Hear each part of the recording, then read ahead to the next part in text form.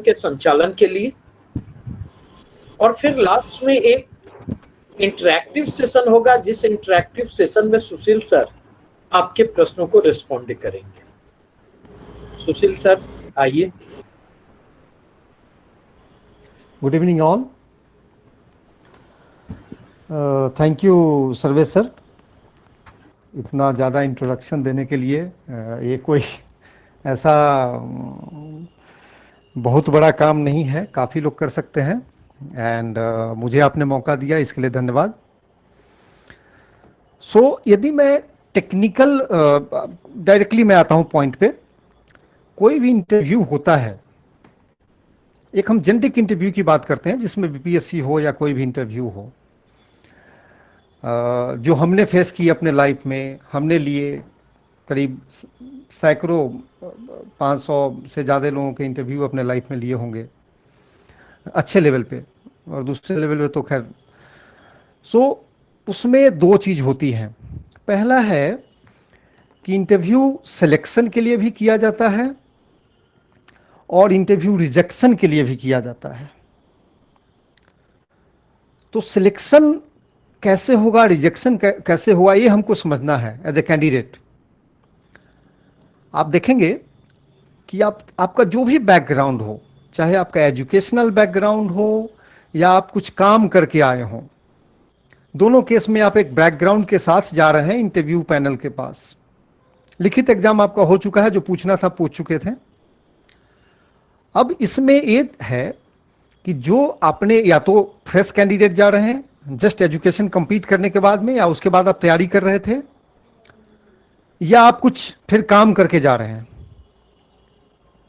तो वहां पे सबसे पहली एक्सपेक्टेशन क्या होती है, जिसको हम बोलेंगे सिलेक्शन के लिए क्या आपको जरूरत है। सिलेक्शन के लिए जरूरत है आपको कि आप अपने जो भी बैकग्राउंड हो, जो भी काम किया हुआ हो, उसके बेसिक चीजों को आप जानते हो। यदि आपने जो काम किया है, फॉर एग्जाम्पल आप बोलते हैं कि मैं कंप्यूटर इंजीनियर हूं,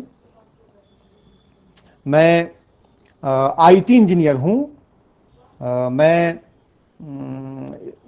जो भी हो, कोई भी ब्रांच हो, इलेक्ट्रॉनिक्स इंजीनियर हूं, और इससे रिलेटेड बेसिक चीजें आपको नहीं पता है, तो वो आपके रिजेक्शन का काम करेगा।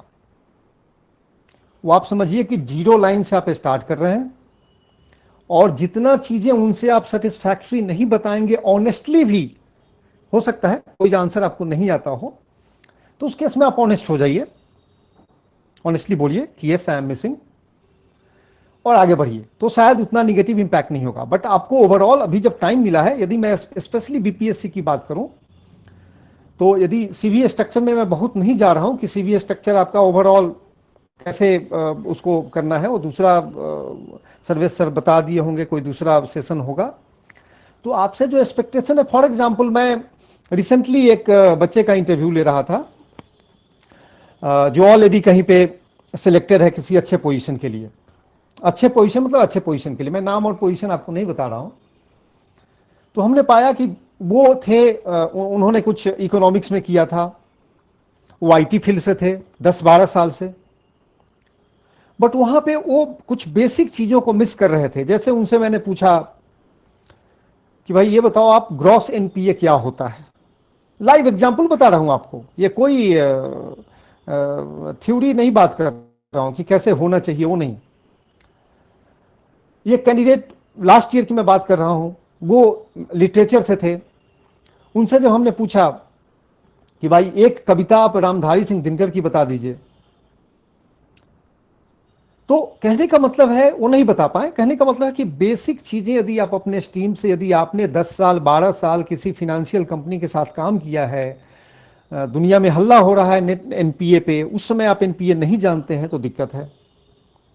यदि आप आईटी फील्ड से हैं, आपको पता नहीं है कि आईटी में क्या नए नए डेवलपमेंट हो रहे हैं, बड़ा बेसिक चीज है, ये कोई नई चीज नहीं बोल रहा हूं मैं। यदि आपको नहीं पता है कि what are the new developments in field of IT, for example आप लोग को शायद नया लगे, मैंने कल एक क्वेश्चन पूछा था, what is vaporware. Vaporware, vapour means wasp, what is vaporware. तो कैंडिडेट नहीं थे, उनको नहीं पता था। कोई बात नहीं है, वेपोवेयर नहीं पता है, ठीक है, थोड़ी सी नई टर्म है, आपको नहीं पता, आप बोलिए कि सॉरी सर आई, बट यदि आप जानते हैं तो ये सिलेक्शन का कारण हो जाएगा आपका। अब देखिए, रिजेक्शन की बात मैंने की थी कि 2 पॉइंट होता है इंटरव्यू में, एक सिलेक्शन का पॉइंट है, रिजेक्शन का पॉइंट। यदि आपने नहीं बताया वाइपरवेयर क्या है, then it may not be a reason of rejection, yours rejection. But यदि आपने वाइपरवेयर बता दिया, जो कि काफी एक तरह से नया टर्म है, तो आपके सिलेक्शन पॉइंट में जुट जाएगा। आई मीन सपोज मान लीजिए कि एवरेज कोई डाटम है, कोई लाइन है, वहां से आपको एडिशनल इस पे इंक्रीमेंट मिल जाएगा। सिमिलरली मैं उसी एग्जाम्पल को आगे लेके चलता हूं। हमने बात की कि आप किसी एक कंपनी से आते हैं, सपोज आपने एबीसीडी कंपनी में काम करके 5 साल काम करके आप बीपीएससी इंटरव्यू दे रहे हैं, तो उस कंपनी के बारे में आपको पता होना चाहिए। 5 साल, 10 साल, 7 साल, 3 साल, आप जो भी काम किए हो, 1 साल भी काम किए हो, then you must know about that company, कि कंपनी प्रॉफिटेबल है, प्रॉफिटेबल है तो कितनी प्रॉफिट है, उसके क्या क्या प्रोडक्ट हैं, कहाँ एक्सपोर्ट हो रहे हैं। तो जो इंजीनियरिंग बैकग्राउंड वाले स्टूडेंट आते हैं, काफी स्टूडेंट होते हैं जो काम करके आ चुके होते हैं कहीं ना कहीं, और नहीं करके आ चुके होते हैं, नहीं किए हैं काम, तो उनको जानना चाहिए। फॉर एग्जाम्पल लेट्स से एक माइनिंग इक्विपमेंट इंडस्ट्री का स्टूडेंट का ब्रांच है, आईएसएम धनबाद से उन्होंने किया है माइनिंग इक्विपमेंट मैन्युफैक्चरिंग, उनका ब्रांच है फॉर एग्जाम्पल, जो कि थोड़ा नया नया लगेगा लोगों को। अब यदि मुझे नहीं पता है कि माइनिंग के फील्ड में कोल इंडिया सबसे बेस्ट, सबसे हेवीएस्ट कौन सा difficult kind of equipment use कर रहा है, उसका क्या नाम है, वो क्या करता है, सो कुछ नया नहीं है, nothing new, simple common sense है। यदि आप उस पर बैठ करके अपनी स्ट्रक्चर्ड वे में तैयारी करें तो बहुत अच्छा कर सकते हैं इंटरव्यू में। खास करके बीपीएससी का इंटरव्यू उतना बहुत ज्यादा टफ नहीं होता है जो यूपीएससी का होता है, जिसमें कुछ भी पूछते हैं, कहीं भी आपको लेके चले जाते हैं, आपको फिर इंटरव्यू रूम से बाहर लेके चले जाएंगे, बोटेनिकल नाम पूछ देंगे। यदि आप प्लांटेशन, आपने बोला है कि मेरा हॉबी प्लांटेशन है, तो बोलेंगे इसका बोटेनिकल नाम बताओ। वो नहीं होता है यहाँ पे, उससे काफी माने आप बोलेंगे इजियर होता है। तो हमको ये देखना है कि मैंने एजुकेशन क्या किया, उससे क्या पूछे जा सकते हैं क्वेश्चन, आप इन्यूमरेट कीजिए। मैंने वर्क एक्सपीरियंस क्या किया, उससे इन्यूमरेट कीजिए। और याद रखिए, जो टेक्निकल बैकग्राउंड वाले लोग हैं उनको एक एडवांटेज भी है। एडवांटेज ये है कि जनरली इन जनरल बीपीएससी के जो मेंबर्स होंगे वो शायद टेक्निकली उतने कंपिटेंट नहीं होंगे, आई मीन कंपिटेंसी में नहीं बोल सकता हूं, सॉरी, उतने ज्यादा अवेयर नहीं होंगे। क्योंकि यदि 5 मेंबर हैं, 5 मेंबर कमिटी बैठी हुई है, तो आप उसमें देखेंगे कि 4 तो जनरलिस्ट हैं, टेक्निकल एक ही है शायद, तो एक टेक्निकल है, तो आप सोचिए 20% है। लेकिन अब उसमें यदि आपने अच्छी तैयारी कर ली है प्रोपोर्शनेट वे में, ऐसा नहीं कि उसी पे केवल ध्यान देना है, तो उस केस में आपका एक सिलेक्शन पॉइंट हो जाएगा। क्योंकि दूसरे कैंडिडेट तो जानते, दूसरे मेंबर शायद उतना नहीं जानते हैं, तो the way you will answer, the way you will convince them, वो आपको फायदा करेगा। तो एक बून है आपके लिए यदि टेक्निकल बैकग्राउंड से हैं, एक एडिशनल पॉइंट है इसमें कि आप प्रूव कर सकते हैं। लेकिन उल्टा भी है, यदि आप नहीं बता पाए, आपने तैयारी नहीं की है, तो दिक्कत भी हो सकता है। सो वही चीज है, चाहे आप टेक्निकल हो, नॉन टेक्निकल हो, बहुत ज्यादा डिफरेंस नहीं है। हाँ, टर्मिनोलॉजी की डिफरेंस होगी, टेक्नोलॉजी की डिफरेंस होगी, जो इन जनरल लोग नहीं स्टडी करते हैं, आपको स्टडी करना होगा। और जो आपने काम किया है, ये किया है, उस पर आपको स्ट्रक्चर वे में तैयारी करनी होगी। तो ये मेरा इनपुट रहेगा इन जनरल। स्पेसिफिक क्वेश्चन होगा तो हम उस पर बात कर सकते हैं। Thank you.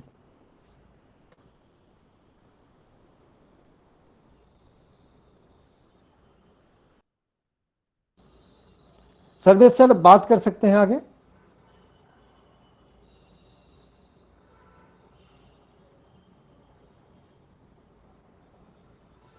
एक बार हेलो मुझे लगता है सर जी। कि जैसे मोटा मोटी 4-5 फील्ड हैं जी इंजीनियरिंग के, जी इलेक्ट्रिकल एंड इलेक्ट्रॉनिक्स, जी इंफॉर्मेशन टेक्नोलॉजी, जी सिविल इंजीनियरिंग, मैकेनिकल इंजीनियरिंग।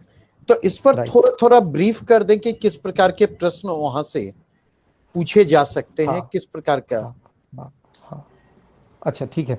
अब इसमें देखिए, फॉर एग्जांपल हमने इलेक्ट्रॉनिक एंड कम्युनिकेशन इंजीनियरिंग की बात की, तो जो पैनल मेंबर हैं जो नॉन टेक्निकल पैनल मेंबर है वो भी आपसे कुछ क्वेश्चन पूछ सकते हैं। बहुत सारे क्वेश्चंस होते हैं जो मार्केट में फ्लोट कर रहा होता है। फॉर एग्जाम्पल आप लीजिएगा तो एक देश में हल्ला हुआ था कि हमारे बादल के कारण हमारे रडार सिस्टम कुछ चीज़ों को नहीं देख सके, इसके लिए हम उनके जो पाकिस्तान वाली जो प्लेन आई थी उसको हम ठीक से इंटरसेप्ट नहीं कर पाए थे, कुछ दिक्कत हुई थी, वो बहुत हल्ला हुआ था उसमें। तो इससे रिलेटेड क्वेश्चंस आपको आ सकते हैं कि क्या ये सत्य है, क्या क्लाउड के कारण इलेक्ट्रोमैग्नेटिक वेव या जो भी वेव है वो आपको जानना होगा।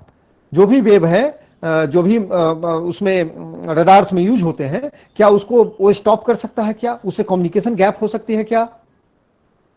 तो वहां पे ये इस टाइप का क्वेश्चन आ जाएगा जो जनरल है। और जो आपके फील्ड के हैं लोग, सपोज उसमें कोई इलेक्ट्रॉनिक्स टेलीकम्युनिकेशन इंजीनियर बैठे हैं, तो आपके फील्ड से स्पेसिफिक क्वेश्चन भी पूछ सकते हैं जो लेटेस्ट चीजें हैं। तो हमको ये देखना है कि क्या मेरे फील्ड से क्या क्या चीज मार्केट में लास्ट 1 ईयर में फ्लोट हुआ है। यदि आप आईटी की बात करते हैं, हम आईटी में आजकल आर्टिफिशियल इंटेलिजेंस की बात करते हैं, जो हर जगह बात होती है। आर्टिफिशियल इंटेलिजेंस, इस पे आपको तैयार होनी चाहिए। आईटी में हम हर जगह बात करते हैं डेटा डिवेन, डेटा माइनिंग की हम बात हर जगह करते हैं। तो हमको डेटा माइनिंग जानना चाहिए कि डेटा क्या है, कैसे यूज होता है, आईटी को इनेबल कैसे कर सकते हैं। बिहार जैसे स्टेट में यदि आप जाएंगे तो आईटी पे एक क्वेश्चन आ सकता है कि भाई बिहार में आईटी में हम एजुकेशन में जो हम अभी जो हमारा कोरोना पीरियड है उसमें आईटी को यूज करके कैसे बेटर कर सकते हैं और कैसे इंप्लीमेंट कर सकते हैं, क्या चैलेंजेस आएंगे बिहार में। तो ये सारी क्वेश्चन आ सकती हैं। आप यदि मैकेनिकल इंजीनियर से हैं तो मैकेनिकल तो काफी ओवरग्रीन हर जगह यूज होता है। तो जो भी लेटेस्ट, आप ये देखिए कि लेटेस्ट आपके फील्ड से क्या न्यूज आया है, कुछ चल रहा है क्या, आपके जॉब से रिलेटेड क्या हुआ है, उसको एक बार स्कैन कीजिए। क्योंकि क्वेश्चन तो इंडेफिनिट है, अनंत क्वेश्चंस हैं, कुछ भी पूछे जा सकते हैं, कोई भी पूछ सकता है। लेकिन वहां ऐसा नहीं है कि ऐसा ही क्वेश्चन पूछा जाएगा जिसमें आप फंस जाए। आप अपना स्ट्रेटजी भी बना सकते हैं। सबसे बड़ी चीज है इंटरव्यू में कि आप अपना स्ट्रेटजी बनाएं। आप ऐसा करें कि जैसे मछली को हम लोग चारा देते हैं, तो आप इस टाइप से you must have certain things in your mind कि जब मुझसे पूछा जाएगा कि tell me about your branch electronics communication, तो मैं ऐसा चीज बोलूंगा कि दूसरा क्वेश्चन जो उस पर वो पूछेंगे इंटरव्यूअर, वो पूरे का पूरे मेरे कंट्रोल में होगा। ऐसा वर्ड्स बोलूंगा। ये किसी के लिए भी एप्लीकेबल हो सकता है। तो ऐसा आप स्ट्रेटजी बना सकते हैं, प्लान बना सकते हैं। इंटरेस्टिंग बनाइए उस चीज को कि ऐसा हुआ था, इस देश में भी हुआ था। जैसे उस देश का पूछेंगे तो हो सकता है दूसरे इंटरव्यू का इंटरेस्ट जगह कि अच्छा उस देश में और क्या हुआ था, उसका कंपैरेटिव क्या है, उसमें बेस्ट क्या है, वो आप कर सकते हैं। फॉर एग्जांपल हमने आईटी एक इंजीनियर से हमने बात की, तो उनका था कि मैंने ये काम किया है जिसमें हमारा जो टाइम होता है, टैट बोलते हैं, या रिस्पॉन्स टाइम, डाउन टाइम जो भी बोल लीजिए, वो डाउन टाइम हमारा 1 घंटे से हमने 20 मिनट कर दिया। अब यदि आपने 1 घंटे से 20 मिनट कर दिया और आप बोल रहे हैं कि बहुत अच्छा काम कर दिया हमने, क्वेश्चन ये था कि आपने बहुत अच्छा काम किया, क्या किया, क्या what was the work which you still you think that you did the best in your job, last job. तो he told that no this is my best thing which I did. अब उस पर question आ जाएगा। जैसे आप best करते हो का वर्ड का यूज करते हो, एक दूसरा क्वेश्चन ट्रिगर होता है, ये बताओ इंडस्ट्री में बेस्ट कौन है इसमें। तो आपको पता होना चाहिए कि इस फील्ड में जिसमें आपने बात की कि this is the best which I have done, so which is the player which has done best in that field. So suppose आपने 20 मिनट का किया है, हो सकता है बेस्ट 2 मिनट का हो, पॉसिबल। तो you must know and say that yes I have done 20 but still I have lot of scope of 18 minutes which we are trying. और हमको उस 2 मिनट्स को करने में ये चीजें कुछ चाहिए जो हमने एनालाइज किया है, and we are on the path to achieve that. हो सकता है आपने काम नहीं भी किया हो, बट आपको स्ट्रेटजी बनाना पड़ेगा, बोलना पड़ेगा वहां पे, बिकॉज इंटरव्यू है। 20 मिनट, आधे घंटे में सारा खेल खत्म होता है। यू मेक द इंप्रेशन और ब्रेक द इंप्रेशन। तो वहां पे ये नहीं देखना है कि आपने किया नहीं किया, आपका जो प्लानिंग होना चाहिए वो उस टाइप से होना चाहिए कि they feel, they should believe that you have done it. ये ज्यादा इंपॉर्टेंट है। आगे क्वेरी कर सकते हैं। सुशील सर, एक जी दो क्वेरी मेरी भी है। जी जी एक क्वेरी है बीई और बीटेक में क्या डिफरेंसेज होता है, अक्सर देखता हूँ इस बेसिक क्वेश्चन में बच्चे उलझ जाते हैं। हाँ हाँ। और दूसरा जैसे होता है, एक कंप्यूटर साइंस का कोर्स होता और दूसरा हाँ। इंफॉर्मेशन टेक्नोलॉजी का कोर्स होता है। करेक्ट। तो इन दोनों में बेसिक डिफरेंसेस क्या होता है? देखिए, ये जैसे आप देखेंगे बहुत सारे यूनिवर्सिटी उनको क्या करके उनको अप्रूवल मिला है कोर्स चलाने का, उस पर डिपेंड करता है। तो जैसे आप देखेंगे, एक मैं एग्जांपल लेता हूं, आप चले जाएंगे मुंबई यूनिवर्सिटी में जहां से मैंने एमबीए किया, तो उसमें दो कोर्स चलता है। एक एमएमएस चलता है जो गवर्नमेंट वाला है, और मैंने जिस कोर्स से किया वो था PGDBA, post graduate diploma in business management. तो एमएमएस था management, master of management science, वो था मुंबई यूनिवर्सिटी का, जिसको आईएम वाले पीजीडीबीए भी बोलते हैं, कोई कोई यूनिवर्सिटी गवर्नमेंट वाले ही एमबीए बोलते हैं। तो ये नोमेनक्लेचर, ये सारे बहुत ज़्यादा हर जगह डिफरेंस नहीं है, बट कंसेप्चुअल डिफरेंस होता है इसमें। जैसे यदि ऑटोनोमस कोर्स है आपका, तो आप नाम जिस नाम से अप्रूवल लेते हैं उस नाम से आप चला सकते हैं। और ऑटोनोमस वाले में क्या होता है कि आपको लिबर्टी होती है कि आप उसके सब्जेक्ट चेंज कर सकते हैं।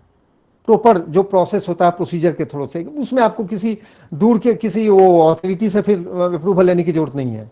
तो मोटा मोटी समरी ये है कि ये कोई बहुत ज़्यादा नहीं है। आप जो कोर्स कैरिकुलम बनाते हैं उसके बेसिस पे जो आप अप्रूवल लेते हैं, डिफरेंट नेम्स हैं, उसके बेसिस पे आपको दिया। जैसे आप देखिए आईआईटी में बीटेक देते हैं, बिहार में बीआईटी सिंदरी है जिससे मैंने इंजीनियरिंग किया था, वो बीआईटी सिंदरी से आप बीएससी इंजीनियरिंग लेते थे, जो आज के डेट में बंद होकर के बीई हो गया है, क्योंकि अब वो बिहार से चेंज होकर के वहां चला गया, सेमेस्टर सिस्टम लग गया। जो जब मैंने किया था इंजीनियरिंग उस समय भी मेरा डिग्री था बीटेक, मेरा बीएससी इंजीनियरिंग डिग्री नहीं था, बिकॉज हमारे डिग्री में 1 साल का इन प्लान ट्रेनिंग था जो मैंने टिस्को में किया था। तो इन प्लान ट्रेनिंग और कॉलेज वही, केवल इन प्लान ट्रेनिंग के कारण जो अप्रूवल लिया गया वो बीटेक हो गया, बैचलर ऑफ टेक्नोलॉजी हो गया। हमारे कलीग को बीएससी इंजीनियरिंग मिला। तो ये सारे एक तरह से बोलिए आप, हालांकि सिलेक्शन में कहीं कोई डिफ्रेंसिएशन नहीं होता है, इसके कारण कहीं भी नहीं होता है। ये केवल जस्ट डिफरेंट नोमेनक्लेचर्स हैं, and based upon your approval which you have got when you applied, जो ऑप्शंस अवेलेबल हैं उसके कारण।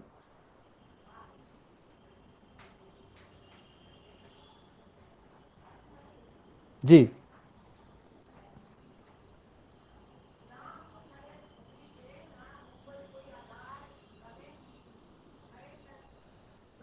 हेलो। कुछ बच्चों ने सर इनबॉक्स क्वेरी डाली है अपनी, एक बार चेक कर ले। Okay hello. ओके। हाँ जी। हेलो। हाँ, आई कैन सी दैट। मैं ज़रा स्क्रीन उसको बड़ा किया था। हाँ, मैं इसमें है, मेनका जी ने लिखा है गुड इवनिंग, होम्योपैथिक ग्रेजुएट, इसके तरह के क्वेश्चंस पूछे जा सकते हैं। देखिए, होम्योपैथी का आप एक ऑल्टरनेटिव मेडिसिन सिस्टम है। तो होम्योपैथी में ये कोई एक ऐसा, जैसे कि मैंने बताया, कोई एक फिक्स रूल नहीं है कि जिसको आप अप्लाई करेंगे कि होम्योपैथिक में ही ये ऐसा पूछा। जेनरिक है। जैसे आप होम्योपैथिक बैकग्राउंड से जाते हैं तो आपसे पूछा जाएगा कि आज बताइए, एक मेडिकल सिस्टम, एक मेडिकल मेथोलॉजी है, सिस्टम है जिसके तरफ ट्रीटमेंट होता है। तो सबसे पहला क्वेश्चन आपको जो एक्सपेक्टेड हो सकता है, ये हो सकता है मोनिका जी, कि आप जो कोरोना में कैसे इसका उपयोग हो सकता है, सबसे पहला क्वेश्चन ये होगा मेरे ख्याल से आज के डेट में, क्योंकि सारी पूरी दुनिया कोरोना से इन्फेक्टेड है, सफर कर रहे हैं हम लोग। तो हम लोग इस पे एक क्वेश्चन हमारा उसमें आ सकता है, काफी प्रोबेबल है कि इससे रिलेटेड। अब इसमें आपका डिपेंड करता है कि आप इस क्वेश्चन को कैसे बनाती हैं, इस क्वेश्चन पे कैसे आंसर करती हो आप, कि उसको अधिक से अधिक टाइम आप इस क्वेश्चन पे गुजार दें उस पैनल का, और सॉलिड आंसर्स के साथ, तो आपका half of the work is done. उसके बाद हमारे पास है संगीता जी का है, सिविल इंजीनियरिंग से रिलेटेड है। तो यदि आपने कोई काम नहीं किया है, कोई वर्क नहीं किया है, तो जो बिहार में, जैसे कि आप एक अभी एग्जाम्पल ले लीजिए, ये सारे टॉप ऑफ द माइंड होते हैं। आपने देखा होगा कि बिहार में हमने सुना बेतिया साइड में एक पुल पानी में बह गया, तो इस पे आ सकता है कि भाई ये क्यों बह गया, बेतिया में यदि पानी में बह गया तो क्यों बह गया, क्या दिक्कत थी उसमें, क्या आपने उसको स्टडी किया, यदि आ सकता है। तो यदि वॉकेक्स है आपका सिविल में, तो आपके काम से रिलेटेड वो पूछ सकते हैं। नहीं तो जो प्रोमिनेंट चीजें हैं बिहार में, इंडिया में जो न्यूज आया है उसको ध्यान रखिए और आप उससे कोरिलेट कीजिए। प्लस यदि सिविल इंजीनियरिंग के जो मार्वल्स हैं वर्ल्ड में, बिहार में, कि ये अच्छे बनाए गए थे, हो सकता है कोई आपसे पूछ दे कि गोलघर का क्या स्ट्रक्चर है, कि गोलघर इतना दिन तक टिका हुआ है, क्यों टिका हुआ है, क्यों नहीं टूटा है। तो आपको, हर कैंडिडेट को मैं बोल रहा हूं कि आपको जरूर उस पर ध्यान देना चाहिए कि what are the things which is quite vital, quite important, quite prominent from my field, and उसमें क्या टेक्नोलॉजी लगी है, क्या हुआ है, क्या न्यूज चल रहा है उसके बारे में, उससे रिलेटेड आप उस पर ध्यान दीजिए तो काफी अच्छा रहेगा। इलेक्ट्रॉनिक्स कम्युनिकेशन में प्रदीप कुमार जी ने बोला, तो एक मैंने क्वेश्चन बताया था कि जैसे आप जो हुआ था, जो बहुत सारी चर्चा हुई थी कि वो रडार में आकर के उसका रडार का जो वेव्स हैं वो क्लाउड में फंस जाता है। तो इस टाइप के न्यूज पे ध्यान दीजिए। एक्चुअली आप देखेंगे तो जो हमारा डीटीएच का ऑपरेशन है वो सैटेलाइट से होता है, और उसमें यस, जब आप देखेंगे आपके घर में डीटीएच चलता है, जो आजकल हर घर में ऑलमोस्ट सैटेलाइट कनेक्शन है, वो छतरी लगा करके होता है, एंटीना लगा करके होता है। तो जब बादल आता है तो आपका वो रेस्ट्रिक्ट करता है, आप नहीं देख पाते हैं। लेकिन आपको ये क्वेश्चन, आपको ये फंडामेंटल क्लियर होना चाहिए as an electronics ECE engineer, कि क्या जो वेव्स आते हैं डीटीएच वाले उसमें और जो रडार वाले वेव्स हैं, मिलिट्री इक्विपमेंट के वेव्स, उसमें क्या डिफरेंस है, क्या उसको भी रोक लेगा, यस, इफ यस देन कितना हद तक रोकेगा, क्या उसको डिस्टर्ब कर सकता है क्या। तो जो इस टाइप का एग्जाम्पल लेकर के वो इसको तैयारी कीजिए उस रिलेटेड।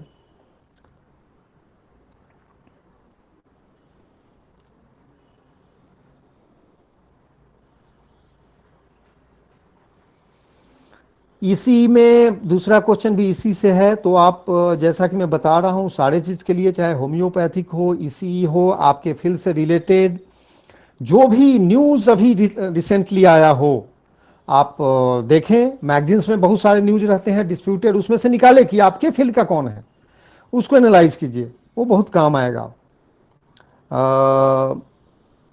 माइनिंग मशीनरी में मैंने बताया, जैसे कोल इंडिया में मैंने बताया कि आपने माइनिंग इंजीनियरिंग से यदि किया है, माइनिंग इसमें मशीनरी इंजीनियरिंग से किया है, तो उस केस में जैसे कि आपको बताया मैंने कि क्या है आज के देश में यूसेज क्या है, यदि आपने जॉब किया है तो जॉब से रिलेटेड, प्लस एडिशनली सपोज कोल इंडिया कौन सा मशीन यूज कर रही है आज के डेट में, किसकी कैपेसिटी ज़्यादा है, कौन सा न्यू डेवलपमेंट हुआ है मशीन में। जो पहले, आज ऐसे ऐसे मशीन डेवलप हो गए हैं माइनिंग में, जो पहले क्या था, आप ध्यान दीजिएगा कि एक बड़ा सा अर्थ मूवर आता था, वो कोल को उठा करके डंपर में डालता था, फिर डंपर उसको लेकर के मूव करता था। आज के दिन में ऐसे ऐसे मशीन आ गए हैं जिसकी arm length, one sided arm length 100 metre से ज्यादा का होता है। तो 100 मीटर से ज्यादा का आर्म लेंथ है, मतलब कि आप समझिए 200-225 मीटर तक वो मशीन कोल को उठा भी सकता है, ट्रांसपोर्ट भी कर सकता है।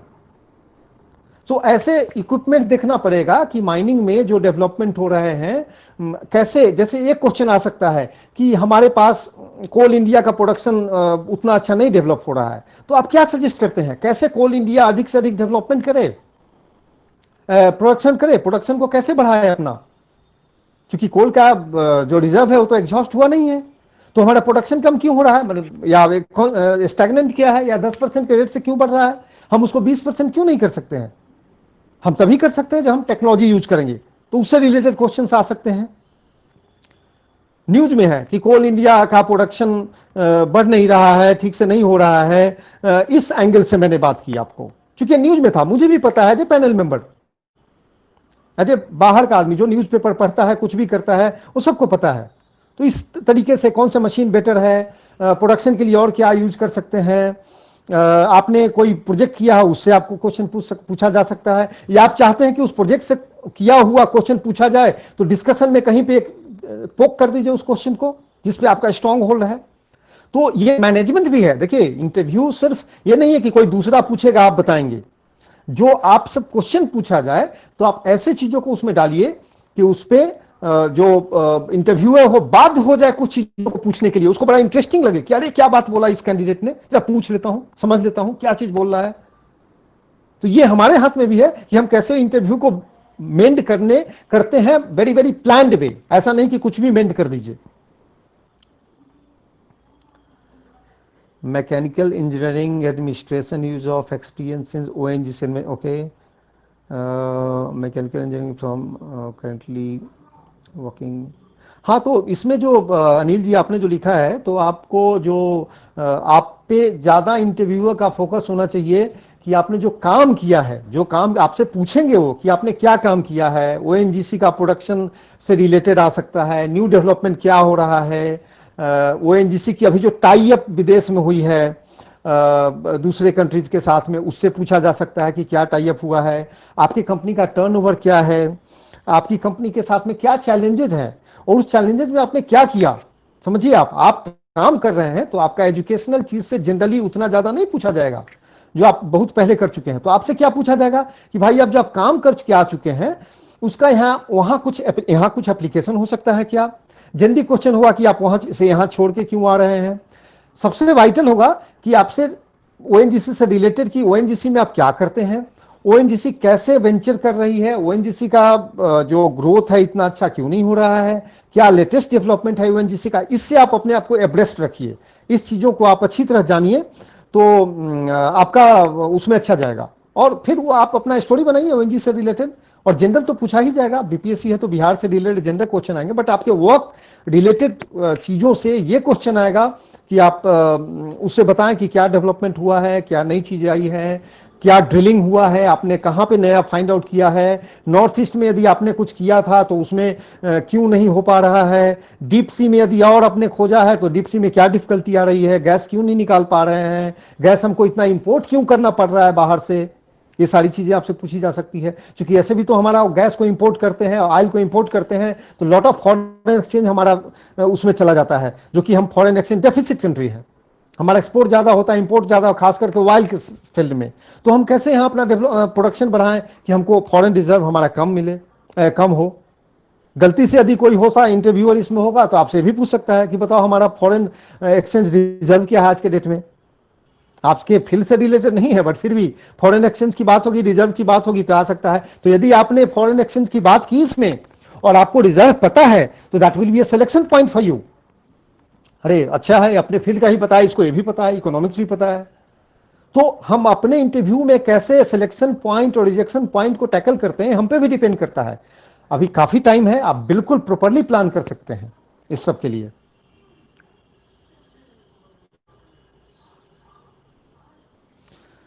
आई am training in railways as civil engineer, optional also civil engineering please. Okay, अब रेलवे में जैसे मैंने बताया सेम चीज है। रेलवे में आप देखिए कि तत्काल यदि कुछ डिटेलमेंट हुए हैं या डिटेलमेंट हुए, उसमें सिविल इंजीनियरिंग क्या कर सकता था। हुआ तो दूसरे कारण से भी, मेंटेनेंस के कारण से हुआ होगा, कोई मेंटेनेंस ठीक से नहीं हुआ तो आप वो मेंटेनेंस वाला हो सकता है, मैकेनिकल का भी हो, सिविल का हो, आपका दोनों काम हो सकता है। आपका आप जो न्यू रेलवे लाइन आप बनाते हैं उसमें क्या टेक्नोलॉजी यूज कर रहे हैं, उससे आपको पूछा जा सकता है।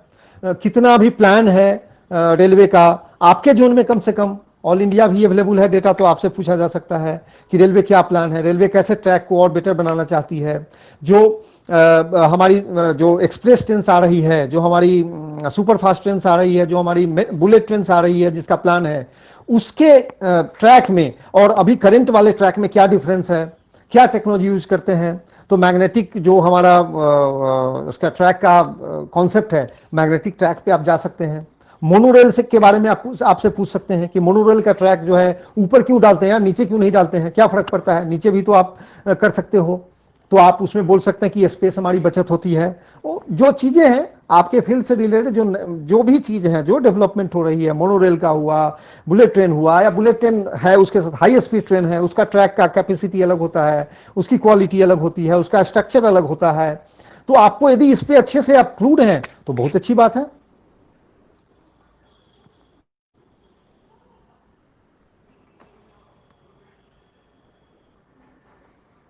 होम साइंस, होम साइंस में तो ये तो खैर एक जेंडिक है, स्पेसिफिक इंजीनियर से नहीं है, बट फिर भी आपसे मुझे याद है पिछले बार हम लोग ने जब की थी तो एक सिंपल क्वेश्चन आता है होम साइंस में कि आप ये बताओ कि होम साइंस में हो तो होम साइंस को जनरली लोग फूड से रिलेटेड करते हैं। तो आज के डेट में कोरोना में आपको यदि पूछा जाए कि भाई ये बताओ कोरोना में क्या फूड का इंपॉर्टेंस क्या है आज के डेट में, कैसे हम अपने फूड हैबिट्स को कंट्रोल करें कि हमारा जो इम्यूनिटी है वो बढ़िया हो जाए, मेंटेन रहे। आपसे ये पूछा जा सकता है कि बताओ आपके फील्ड में जो अच्छे शेफ हैं वो कौन है, बिहार में कौन है, इंडिया में कौन है, उनकी क्या डिश है, उन्होंने कोई कोई बुक लिखी है क्या। तो जनरिक आपसे ये चीजें आ सकती हैं। होम जो आपके रिलेटेड कोई कोर्स चल रहा है, बिहार में कौन सा कॉलेज है, ये सब पूछा जा सकता है home science related. Computer application है, कंप्यूटर एप्लीकेशन की यदि बात करें, दीप शिखा जी का क्वेश्चन है, आप जैसे मैंने एक क्वेश्चन की कि कंप्यूटर एप्लीकेशन में बहुत सारे आज आ रहे हैं, आज के डेट में पाइथन बहुत डिमांड में है। हो सकता है कि इंटरव्यूअर उतना टेक्निकली एक्सपीरियंस नहीं हो, शायद मैं शायद इमेच्योर गेस कर रहा हूं, तो आपसे जनरल पूछेंगे कि आप बताओ सबसे आज के डेट में कौन सा कंप्यूटर एप्लीकेशन है जो ज्यादा डिमांड में है। तो आप पे डिपेंड करता है कि आप कितना, आप स्टडी तो करना है आपको, फिर उसमें सही बोलना है, आप मिसलीड नहीं कर सकते हो। बिकॉज कहीं भी इंटरव्यूअर बैठे हैं तो गूगल वो देख सकते हैं खोल करके, याद रखिएगा आप, ऐसा नहीं कि उनको अलाउड नहीं है वहां गूगल देखना। तो आप बोलो कि sir they are so many program but which I see personally कि ये प्रोग्राम है जो काफी हेल्पफुल हो रहा है। पाइथन जैसे हो गया, पाइथन आप बोल सकते हो, जो एक कंप्यूटर प्रोग्राम है जो एआई से रिलेटेड है, एआई में भी उसका यूज होता है। आर्टिफिशियल इंटेलिजेंस से आपसे पूछा जा सकता है कंप्यूटर एप्लीकेशन का, जो यदि आप बीपीएससी में आ रहे हो, एडमिनिस्ट्रेशन में आ रहे हो, तो आप कैसे इसको यूज करोगे एजुकेशन में। जो हमारा अभी पढ़ाई बिल्कुल बंद हो गया है, we are not able to, kids are not able to go to the classroom, तो यहाँ पे बैठे हम क्या करेंगे कि अच्छा हो जाए। प्राइवेट कॉलेजेस पढ़ा रहे हैं बट सरकारी कॉलेजेस में नहीं हो रही है because there are some constants. तो इसको आप यूज करके कैसे करोगे, आप रिपोर्टिंग को कैसे अच्छा कर सकते हो। आप जिस डिपार्टमेंट में, सपोज आपने सिलेक्ट किया कि पहला चॉइस आपका एडमिनिस्ट्रेशन है, एडमिनिस्ट्रेशन में आप कैसे अप्लाई करोगे इसको। तो हुआ क्या हुआ है, यूज किसी ने किया है, वो एग्जाम्पल आपके पास है, यदि वो बताते हैं तो और अच्छा होगा। फॉर एग्जाम्पल मैं बता रहा हूं आपको, एक रांची में एक एसपी हैं, उन्होंने क्या किया कि जो रिपोर्टिंग होती है एफआईआर की बहुत डिले हो जाती है, वो सारा पेपर वर्क होता है, पेपर आता है, कितने एफआईआर फैक्स होंगे, फैक्स मशीन आजकल खराब रहता है। तो उन्होंने क्या किया, जो रामगढ़ के एसपी हैं, उन्होंने क्या किया कि एक्सेल सीट में बना दिया, वो भी एक कंप्यूटर एप्लीकेशन है, छोटा सा है, जनरल है, बट क्या किया कि और सारे कंप्यूटर में थाने में लगवा दी। अब उसमें उसके थ्रू क्या होता है कि सारे थाने वाले दिन में जैसे ही फीड करेंगे कि इतने एफआईआर हुए, इतने रिजॉल्व हो गए, इतने इस स्टेज में है, एसपी के पास में विद इन मिनट्स वो पॉपुलेट हो गया। तो उनको अब जो क्वेश्चन करना है उसके बेसिस पे कर लेंगे क्वेश्चन हो। अब उनको वहां ये नहीं देखना है कि अरे यार उस थाने का क्या हुआ। जब विजिट भी करेंगे तो it is he is quite aware before the visit that what is happening at that place, क्या पेंडेंसी है क्या नहीं है। तो प्रैक्टिकल लाइफ में कैसे करेंगे वो पूछा जा सकता है। आपने काम क्या किया, आपके फील्ड से रिलेटेड क्या डेवलपमेंट हुआ है, यही मैं रिपीट कर रहा हूं बार बार। तो आप अपने फील्ड से रिलेटेड डेवलपमेंट्स को देखें, और जो डेवलपमेंट मार्केट में हो रहे हैं जिसमें ज्यादा हल्ला हो रहा है, जैसे कोरोना, देखें कि आपके फील्ड से कैसे कोरिलेट कर रहा है। होम्योपैथिक हो गया, कैसे कोरिलेट करेगा। एजुकेशन हो गया, कोरोना में एजुकेशन कैसे करेंगे, तो आईटी का फील्ड हो गया। तो बहुत सारी चीजों को आप कोरिलेट कर सकते हैं इसके थ्रू।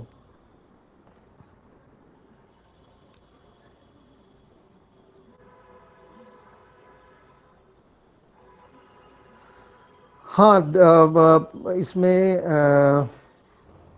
मैकेनिकल और किसी का, हाँ इसमें है, प्रदीप जी का है क्वेश्चन, दिल्ली मेट्रो से रिलेटेड कैसे क्वेश्चन आ सकते हैं। सो देखिए, दिल्ली मेट्रो यदि आपने काम किया, पहले तो यदि आपने काम किया है तो दिल्ली मेट्रो से आपसे क्वेश्चन पूछा जाएगा इन जनरल, आई मीन अंदर का क्वेश्चन। अदरवाइज यदि आपने काम नहीं किया है तो आपसे मेट्रो ऑपरेशंस के बारे में पूछ सकते हैं कि मेट्रो में और जनरल रेलवे में क्या डिफरेंस है, मेट्रो के कोचेज में जो टेक्नोलॉजी कोच मूव करता है और इसमें क्या डिफरेंस है, ये जनरल क्वेश्चन आ सकता है।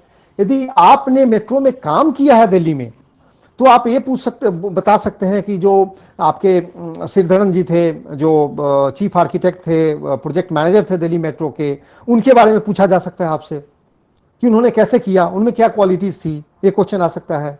बिहार में कुछ मेट्रो का काम हो रहा है जिसमें दिल्ली मेट्रो वाले काम करवा रहे हैं, उसके बारे में आपसे पूछा जा सकता है। तो देखिए फंडामेंटली फिर मैं वही बोल रहा हूं, दिल्ली मेट्रो क्या क्वेश्चन आ सकते हैं, तो दिल्ली मेट्रो में क्या हुआ, अच्छा दिल्ली मेट्रो को किसने खड़ा किया, मिस्टर श्रीधरन ने, श्रीधरन ने, उनसे रिलेटेड क्वेश्चन आ सकता है। दिल्ली मेट्रो में क्या हो रहा है, तो देश का सबसे बड़ा नेटवर्क है, इफिशियंट नेटवर्क है, तो कैसे इफिशियंट बनाया, क्या होता है वहां पे। बिहार में मेट्रो आ रही है जो दिल्ली मेट्रो के स्पॉन्सरशिप में, आई मीन उसके अंडर में प्रोजेक्ट मैनेजरशिप में हो रही है, तो उसमें क्या हो रहा है, ये क्वेश्चन आ सकता है।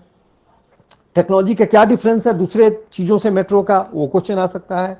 तो 3 4 5 क्वेश्चन, उससे ज्यादा नहीं आएगा, क्योंकि इंटरव्यू में और लोगों को भी पूछने हैं सारे क्वेश्चन।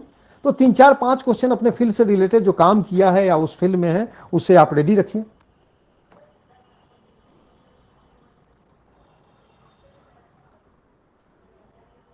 हाँ, ये कविता जी का क्वेश्चन है, बैंक में असिस्टेंट मैनेजर है। तो आप देखिए बैंकिंग ऑपरेशन का आपको याद होगा, जो शुरू में यदि आप शुरू से ज्वाइन करके इसमें हैं तो मैंने पूछा था, जो एक बताया कि आप बैंक में हैं, बैंक का क्या काम है, बैंक का काम है लोन देना, डिपॉजिट लेना। बैंक का फंडामेंटल काम क्या है, आपसे पूछा जाए यदि क्वेश्चन कि what is the fundamental work of A bank, पैसे लेना, उस पैसे को किसी को देना। तो थोड़ा सा इंटरेस्ट हम कस्टमर को देते हैं और हमको ज्यादा इंटरेस्ट आता है, उससे मेरा ऑपरेशन प्रॉफिट चलता है, चाहे वो स्मॉल इंडिविजुअल कस्टमर हो या बिग इंडस्ट्री हो। अब उससे रिलेटेड क्या हो सकता है, एक तो हो जाए कि बैंक का ऑपरेशन क्या है, आप क्या काम करती थी, उससे रिलेटेड पूछा जा सकता है। अभी एनपीए का क्वेश्चन बहुत चल रहा है कि एनपीए कैसे सुधारा जाए, कैसे किया जाए, तो आपसे पूछा जा सकता है एनपीए है क्या, तो आपको ग्रॉस एनपीए, नेट एनपीए, इसका ज्ञान होना चाहिए। आप जिस कंपनी से हैं, जिस बैंक से हैं, उसका परफॉर्मेंस कैसा है, क्यों खराब है, उसका बैड डेट कितना है, क्योंकि ये तो सारा पब्लिक फिगर है। किसी बैंक का, पीएसयू का या प्राइवेट बैंक हो, जिसका भी रजिस्टर्ड बैंक है, जो पब्लिक फील्ड में आ गया, चाहे पीएसयू हो, प्राइवेट हो या कोई भी बैंक हो, वो पब्लिक में यदि आ गया, पब्लिक शेयर होल्डिंग है, तो उसको रिपोर्ट पब्लिश करना होता है, तो सबको पता है। तो आपको पता होना चाहिए कि बैंक का क्या प्रॉफिटेबिलिटी है, प्रॉफिट क्या हुआ, एनपीए क्या हुआ। एनपीए बहुत चर्चा में है आज के डेट में। बैंक को लॉसेज हो रहे हैं, क्यों लॉसेज हो रहे हैं, कोरोना पीरियड से क्या इंपैक्ट हुआ है, क्या फ्यूचर स्कोप आप देख रहे हो, कोरोना में बैंक ने क्या हेल्प किया किसी को, कैसे आप हेल्प कर रहे हो कोरोना में। तो जो करंट चीजें हुई, क्या करंट चीजें हुई, करंट हुई कोरोना, करंट हुआ एनपीए का क्राइसिस, कोरोना भी उसमें हेल्प कर रहा है। और करंट क्या हुआ, करंट हुआ कि इकोनॉमिक जो वर्ल्ड में कोरोना हुआ है, उसके कारण, कोरोना के पहले भी इकोनॉमी थोड़ा डाउन टर्न जा रहा था, वो एनपीए के कारण। जब गवर्नमेंट चेंज हुई तो एनपीए का जो ट्रिकिंग किया गया एनपीए रिपोर्टिंग में, या एनपीए को निकाला गया, तो उससे रिलेटेड चीजें आई। तो एनपीए क्या होता है, आपके बैंक का एनपीए क्या है, क्या एक्शन ले रही है बैंक, और आप क्या सजेस्ट करते हैं, आपके हिसाब से क्या action should be there so that the NPA is control. ये एक क्वेश्चन मोस्ट प्रोबेबल है, और भी कुछ जैसा आप जवाब देंगे उसके हिसाब से फिर क्वेश्चन एराइज होगा। सर प्रणाम सर। जी हम सर बीबीए किए हुए हैं, तो सर कैसे क्वेश्चन अराइज होगा सर। देखिए आपने क्या हाँ बीबीए में क्या बीबीए में क्या आपने कुछ काम किया है या जस्ट एजुकेशन है आपका? नहीं, जस्ट एजुकेशन है सर। हाँ, तो इसमें कोई कोरोना ऐसा एग्जैक्टली आ नहीं। जैसे कि आप देखिए होम्योपैथिक में हमने बोला, होम्योपैथिक में क्या है, एक कोरोना में अभी आज के डेट में मेडिसिन की तलाश है सबको, तो कोरोना में होम्योपैथी में कोरोना तुरंत आ सकता है दिमाग में। बट बीबीए में आपसे पूछा जाएगा जो आपका सब्जेक्ट रिलेटेड चीजें हैं वो ज्यादातर पूछा जाएगा। सपोज आपने किया तो एक क्वेश्चन जो दिमाग में आ रहा है, आप जो बोलेंगे उसके बेसिस प्लस एक दिमाग में क्वेश्चन आ रहा है कि बताइए आपने इकोनॉमिक्स पढ़ी होगी बीबीए में, तो law of demand and supply क्या है, कैसे एप्लीकेबल होता है, जो आपने सब्जेक्ट पढ़ी उससे तो आपका ज्यादातर एकेडमिक क्वेश्चन होगा, यस, मैं प्योरली फोकस होगा एकेडमिक पे सर। एकेडमिक पे, चूंकि आपने काम नहीं किया है तो एकेडमिक जो आपने सब्जेक्ट पढ़ी है बीबीए में, और जो प्रोजेक्ट यदि आपने किया है बीबीए में, कोई प्रोजेक्ट किया है आपने समर्स टाइप का कुछ ऐसा?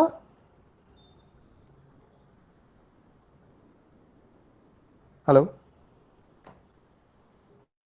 तो यदि आप नहीं सुन पा रहे हैं तो यदि आपने बीबीए में कोई प्रोजेक्ट टाइप का किया है उसको स्ट्रांग बना लीजिए। कोई भी काम किया हो, कहीं भी काम किया हो, कहीं मार्केटिंग का काम किया हो आपने, कहीं डिस्ट्रीब्यूशन का काम किया हो, कहीं किसी कंपनी में बैठ करके 1-2 महीने का, 6 महीने का, 6 महीने का तो नहीं सर होता ये है मार्केटिंग जो बाजार गिर रहा है, उतर रहा है, शेयर मार्केट, हाँ तो सर उसका क्या माने, एकेडमिक पूरा तैयार कर ले तो हो जाएगा सर, बाहर का कुछ ज्यादा इधर उधर नहीं सोचना है। देखिए आपका जैसे कि जो शेयर मार्केट क्रैश कर रहा है, अभी तो शेयर मार्केट बहुत ऊपर है, जी जी। तो आपसे पूछा जा सकता है, ये भी यदि कोई उसमें उस माइंडेड हो तो पूछा जा सकता है। हम नहीं जानते हैं क्वेश्चन।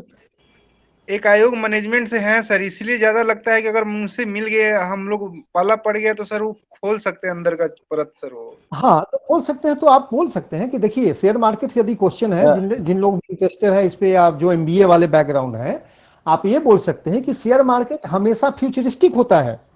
आप याद होगा शेयर मार्केट हमारा क्रैश किया था मार्च लास्ट वीक में। मार्च लास्ट वीक में इंडिया में कोरोना पेशेंट का संख्या हजारों में था, 1000 में था, मुझे लगता है शायद 1000 के आसपास था। उस समय शेयर मार्केट क्रैश कर गया, और आज जब हम 21 लाख पे पहुंचे हुए हैं तो share market highest peak point पे जा रहा है। तो शेयर मार्केट हमेशा फ्यूचरिस्टिक होता है, 6 महीना 1 साल डाउन द लाइन देखता है वो, और सेंटिमेंटल होता है। अब शेयर मार्केट को लग रहा है कि यार अब तो कोरोना का वैक्सीन आ रहा है, अब तो हमारा हर्ड इम्यूनिटी स्ट्रांग हो गया है, दिल्ली में हमारा रिकवरी रेट 80-90% के करीब जा रहा है, जो सेल्फ रिकवरी हो रहा है पेशेंट्स का।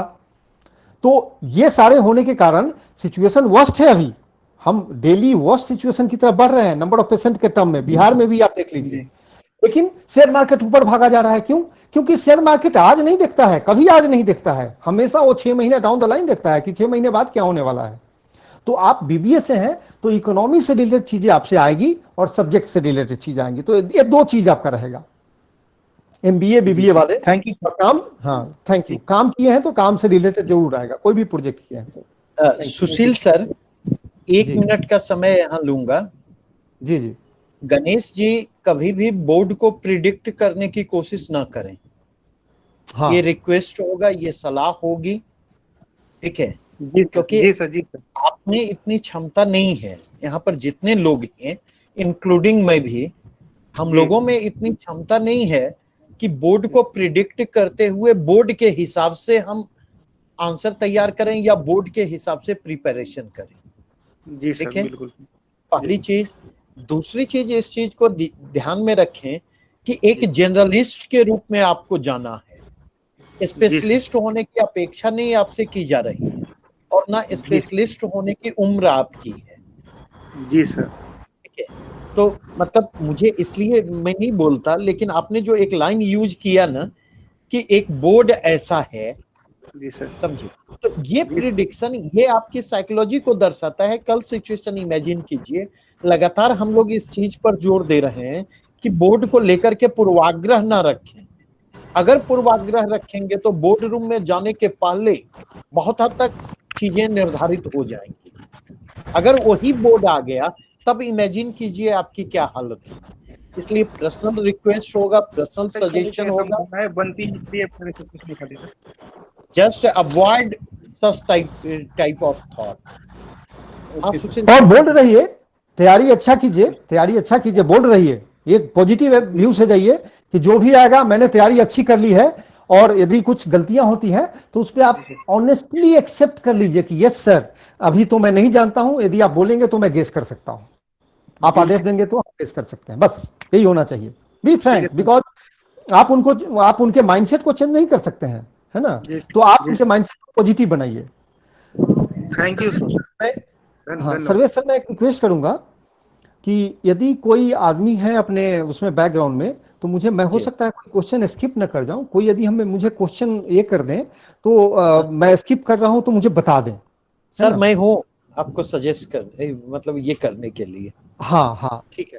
अब ठीक। दूसरा है, अभी संगीता जी का है कि एलएसडब्ल्यू में कोरोना से रिलेटेड क्या हो सकता है। देखिए, labour and social welfare, right, LSW. तो अभी तो कोरोना के कारण सबसे बड़ा इंपैक्ट हमारा हुआ है ये। आप जहां देखेंगे हर जगह लेबर की बात हो रही है, कितने जॉब लॉस हो गए, इतने प्रॉब्लम हो गए, जॉब नहीं मिल पा रही है। एक तो माइग्रेशन हुआ, जो हम इधर से दिल्ली गए, बॉम्बे गए, गुजरात गए। रिवर्स माइग्रेशन हुआ कि गुजरात, दिल्ली, बॉम्बे से लोग बिहार लाखों की संख्या में आए। फिर अभी जॉब नहीं मिल रहा है, इसके लिए फिर लोग बाहर जा रहे हैं। या तो उनको बुलाया जा रहा है क्योंकि किसी इंडस्ट्री को, जैसे आपने न्यूज पढ़ा होगा, चेन्नई के एक ऐसे बिजनेसमैन थे जिन्होंने एयर टिकट देकर के बिहार के कुछ मजदूरों को बुलाया। पंजाब के लोग हैं जिन्होंने एयर टिकट देकर के मजदूरों को यहां भिजवाया। फिर वो बुला भी रहे हैं, ट्रेन से बुला रहे हैं, पैसे दे रहे हैं, एश्योरेंस दे रहे हैं। तो लेबर तो बहुत बड़े तरीके से, बृहद तरीके से, very big way it has got impacted. तो इसमें तो आप बहुत कुछ बना सकते हो इस फिल्म में। और यदि गलती से इंटरव्यूअर ने पूछ दिया कि लेबर से रिलेटेड कोरोना में क्या है, तो आप अपना पेंडोरा बॉक्स खोल करके उसको ट्राई करो कि 10-20 मिनट उसी में घुमाते रहें, अच्छे अच्छे पॉइंट बोल करके। कहानी नहीं, आपकी स्ट्रेटजी होनी चाहिए उसमें कि इससे आपको क्या लगता है कि क्या, किस स्टेट का स्ट्रेटजी बेस्ट है इसमें, किस स्टेट ने अच्छा काम किया है।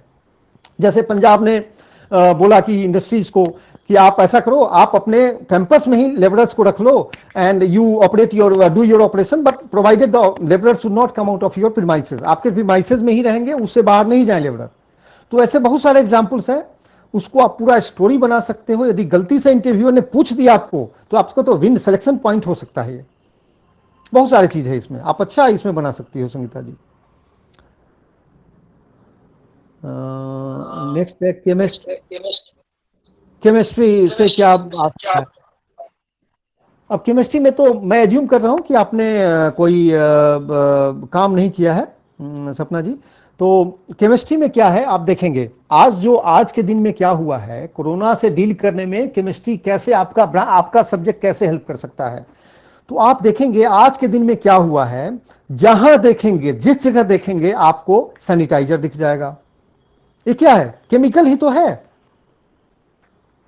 इस केमिकल को कैसे हम स्कोप हो सकता है, कैसे हम इसको कम से कम स्किन इरिटेंट बनाएं। बहुत सारे प्रॉब्लम आते हैं कि जो बना रहे हैं वो ठीक नहीं बना रहे हैं। तो एक तो है कि कैसे अच्छा बनाएं, कैसे इसको इजीली बनाएं, अब इसको और क्या किया जा सकता है। तो कोरोना का तो इंटीग्रल पार्ट है आज के दिन में केमिस्ट्री में। बहुत कुछ किया जा सकता है ये आज के इससे रिलेटेड। अदरवाइज आप ये भी कर सकते हो कि बिहार में केमिस्ट्री से रिलेटेड ग्रेजुएट क्या कर सकते हैं। आज तो हम सब लोग ध्यान रखें कि जिन लोगों का क्वेश्चन हो जाता है वो भी सुने। उसके बाद मैं यही रिक्वेस्ट करूंगा, आप देखोगे कि आज के डेट में हम हर जगह बात हो रही है कि सेल्फ एम्प्लॉयमेंट का। आप ये ध्यान रखो कि चाइना आज के डेट में इतना आगे बढ़ा है, ये सरकारी नौकरी से आगे नहीं बढ़ा है। वहां पे small scale, medium scale, MSME जिसको बोलते हैं, वो सारी इतनी सारी इंडस्ट्री है कि लोगों के एब्जॉर्ब कर ली। वहां पे जॉब की किल्लत उतनी नहीं है जितना इंडिया में है। हम यहां क्या सोचते हैं कि हर आदमी को सरकारी जॉब मिले या नौकरी मिले। तो इसमें क्या हो सकता है, केमिस्ट्री में हम सबसे बड़ा कर सकते हैं कि आज यहां बिहार के युवा चूंकि एक सैनिटाइजेशन की जो रिलेटेड जो भी प्रोडक्ट है उसको बना सकते हैं।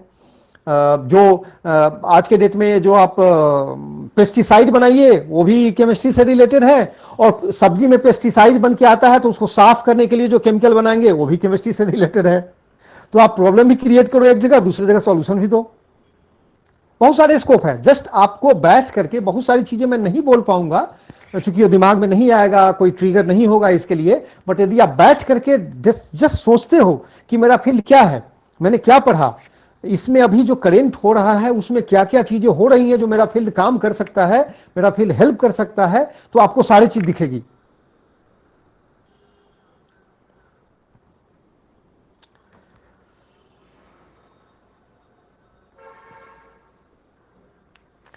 हम हैं इलेक्ट्रिकल बैकग्राउंड वालों से इलेक्ट्रॉनिक्स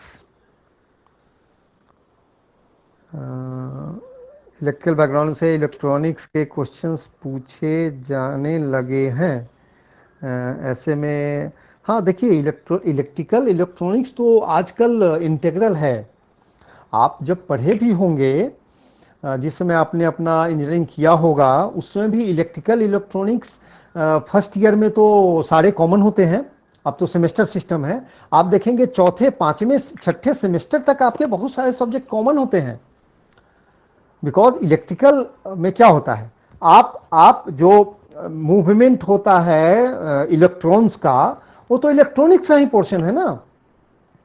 तो ये बहुत ज़्यादा ठीक है, कुछ हार्डवेयर सॉफ्टवेयर उसके अलग हो सकते हैं, बट इसेंशियली दोनों आपस में आप बोल सकते हैं चचेरे भाई हैं, या सहोदर भाई तो बोलना थोड़ा दिक्कत होगा, बट चचेरे भाई हैं आपस में, तो एक ही खानदान से हैं दोनों, सिंपल समझाने के टर्म में बोलूं तो बहुत सारे क्वेश्चन आप इलेक्ट्रिकल का, जैसे आप सबसे पहला क्या हो सकता है कि क्वेश्चन आ सकता है कि आप इलेक्ट्रिकल में देखिए कि ट्रांसमिशन लॉस होता है, बहुत ज़्यादा ट्रांसमिशन लॉस है हमारे यहाँ पे।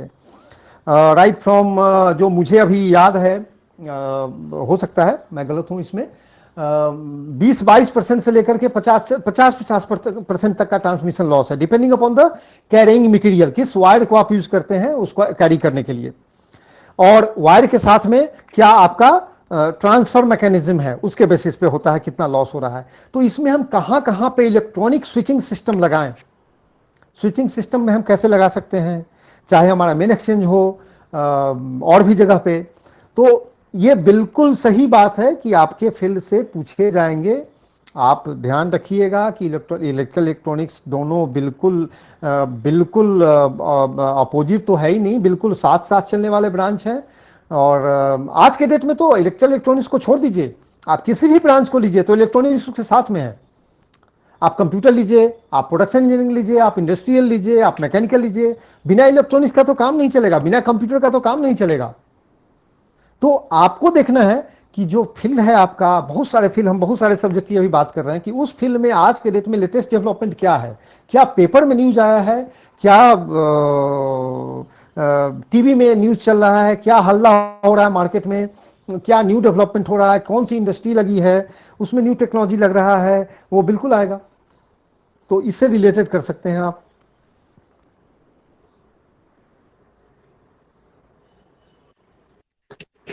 Hello sir. हाँ जी बोलिए प्लीज। सर मेरा नाम सृष्टि है। हाँ जी। मेरा एक क्वेश्चन था जो थोड़ा जनरल है कि आज जो कल का सुप्रीम कोर्ट का जजमेंट आया है जो 50% रिजर्वेशन प्रॉपर्टी में मिला है वुमेन्स को, तो इसका एक तो ये पॉजिटिव इम्पैक्ट आया है कि वुमेन्स को एम्पावरमेंट होगा क्योंकि उनके पास फाइनेंशियल सपोर्ट आएगा। But sir as a sociologist के स्टूडेंट, सोशियोलॉजी से सोचूं तो इसमें फैमिली जो इंस्टीट्यूशन है उसमें ब्रेकेज आएगा। तो सर मैं ये आज के न्यूज़पेपर पढ़ने के बाद ना मुझे इसका आंसर ही नहीं मिल पा रहा, तो आप बता सकते हैं कि जिस तरह से फैमिली इससे टूटेगी तो उस पर अगर कमेंट करने बोल दिया जाए या फिर उसको कैसे रोकेंगे, उस पर कुछ कहा जाए तो कैसे? हाँ, इसमें मैं सर्वेश सर को रिक्वेस्ट करूंगा, मैं भी बोल सकता हूं बट सर्वेश सर ज्यादा रेलेवेंट मुझे लग रहे हैं इसमें। सर्वेश सर जरा आप इस क्वेश्चन को देखें, आपने स्टडी भी किया होगा, हालांकि ये रूल नया नहीं है, केवल एडिशन हुआ है, इसमें थोड़ी सी मॉडिफिकेशन हुई है।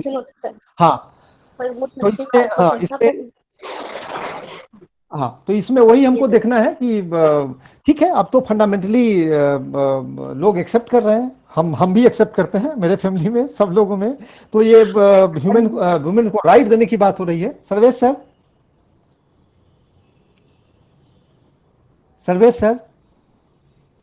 सर हाँ, अच्छा वो बोला जी सर। आपने क्वेश्चन सुना मैडम का? नहीं क्वेश्चन नहीं सुना, मैं रिपीट करता हूँ कि अभी जो सुप्रीम कोर्ट का जजमेंट आया है जिसमें जो वुमेन्स का राइट है 50%, जो भी है 50% नहीं, जितने किड्स हैं उसके हिसाब से होगा। जो मॉडिफिकेशन किया है कि यदि फादर एक्सपायर, हाँ बराबरी का है, बराबरी को हो गया 50%, तो जब 2 बच्चे हो तो होगा। तो जब फादर पोस्ट फैक्टो नहीं, प्री फैक्टो भी आ गया है उसमें, है ना? तो आपने यदि स्टडी किया है तो उसको बताइए प्लीज।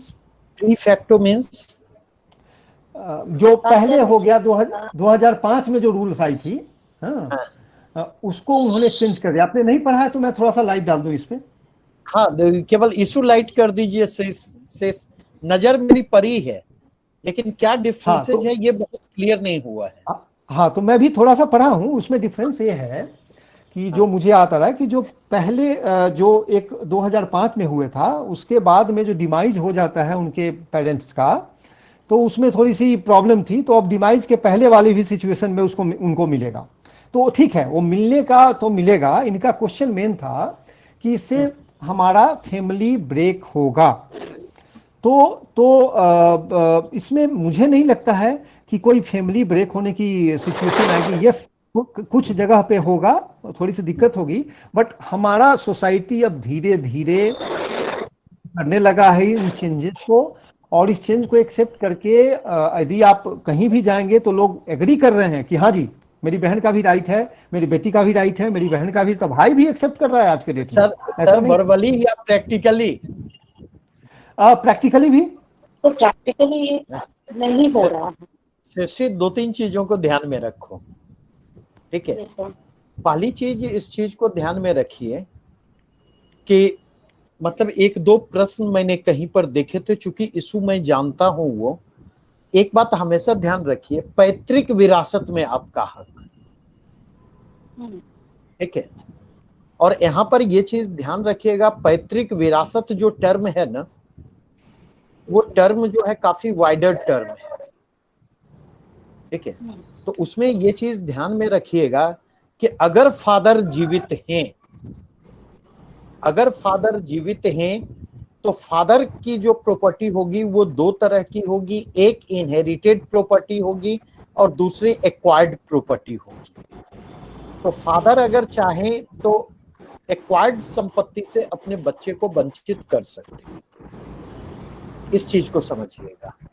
इनहेरिटेड प्रॉपर्टी जो है, इनहेरिटेड प्रॉपर्टी में फादर जो है चाह करके भी अपने बच्चों को उससे वंचित नहीं कर सकते, ठीक है। दूसरा कंटेक्स्ट ध्यान रखें, इस बात को रुक करके समझने की जरूरत है कि केवल आप कानून बना करके कानून के इम्प्लीमेंटेशन को सुनिश्चित नहीं कर सकते। कानून के अनुपालन के लिए जब तक अनुकूल सामाजिक आर्थिक परिस्थितियां नहीं होगी, तब तक कानून के अनुपालन में मुश्किलें आएंगी, पहली चीज।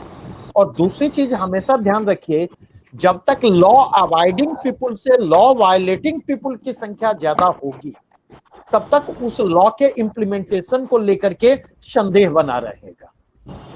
और इन दोनों पंक्तियों के कंटेक्स्ट में अगर आप जाकर के देखें तो मैं ये कहना चाहूंगा, निश्चित तौर पर आज के डेट में बेटियां अगर फादर की प्रॉपर्टी में हिस्सा चाहती हैं तो वो ले सकती हैं टेक्निकली, लीगली।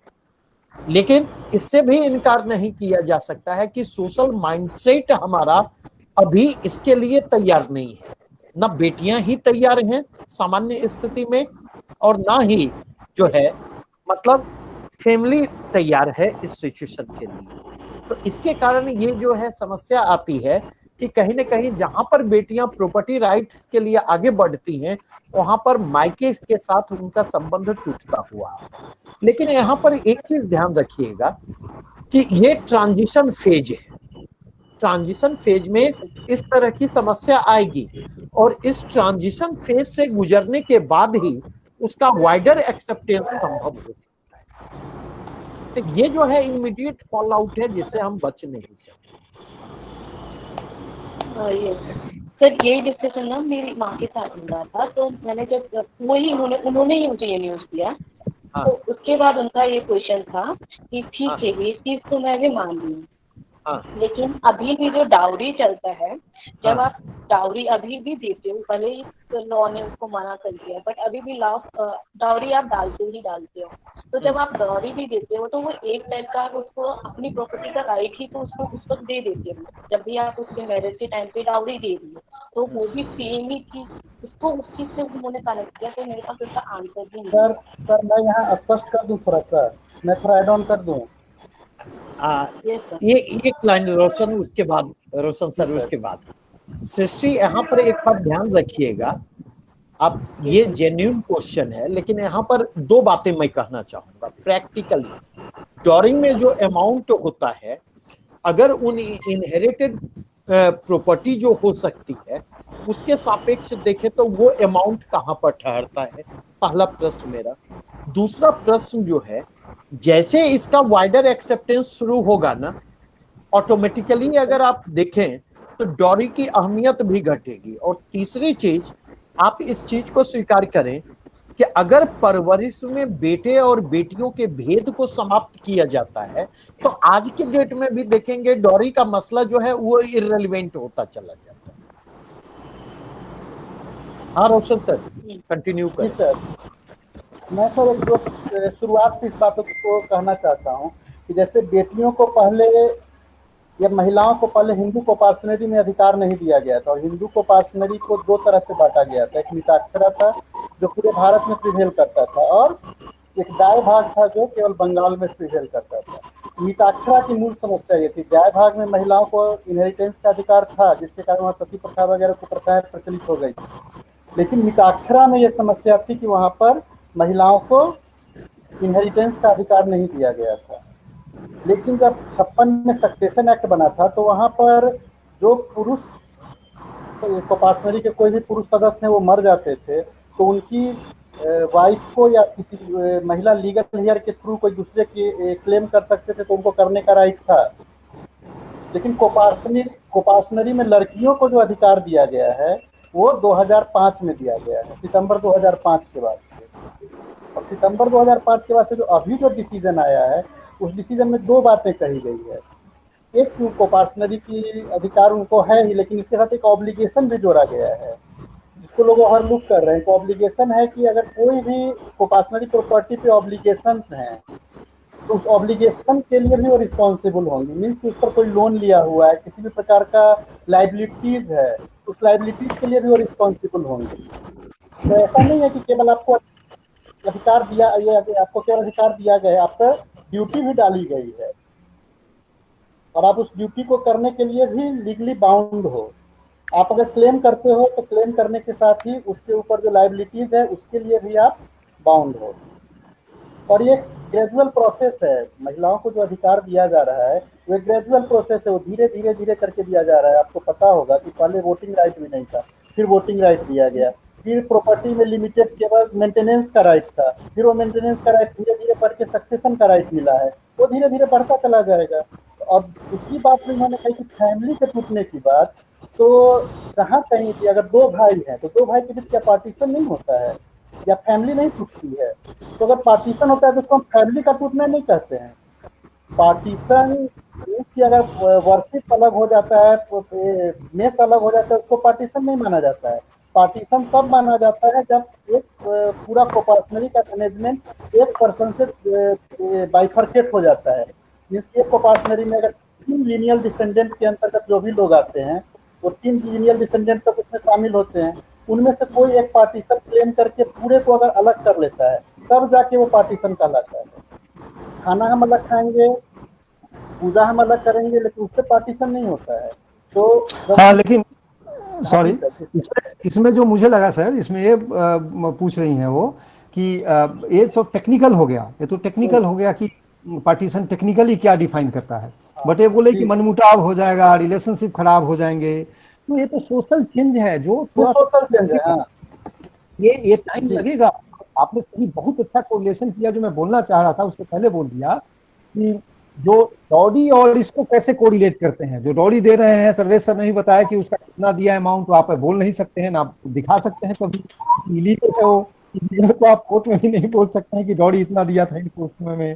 तो पब्लिक में है दोनों चीज कि राइट्स भी है, तो सोशल स्लोली चेंज होगा। आज के डेट में भी मैं देखता हूं कि बहुत सारे पिता हैं समाज में, आपने भी देखा होगा कि 2 फ्लैट लेते हैं तो एक अपनी बेटी को देते हैं, एक बेटा को देते हैं। आज भी मिल रहा है और नहीं भी मिल रहा है, लड़ाई भी हो रहा है।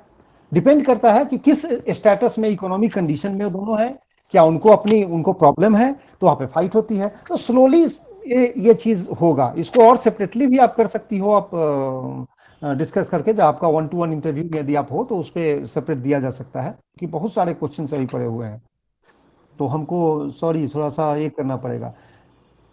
हम दूसरे क्वेश्चन पे पढ़ते हैं। सपना जी ने भेजा है, GCDA ऑडिटर, मैं ऑडिटर हूँ, GCDA क्या है तो मुझे नहीं पता है। जो मैं जानता था कि वो एक शिपिंग एजेंसी की थी, ऑडिटिंग कंपनी का। एनीवे, ऑडिटर्स ऑडिटर्स का जो स्कोप होता है, कहीं भी ऑडिट में आप क्या करते हो?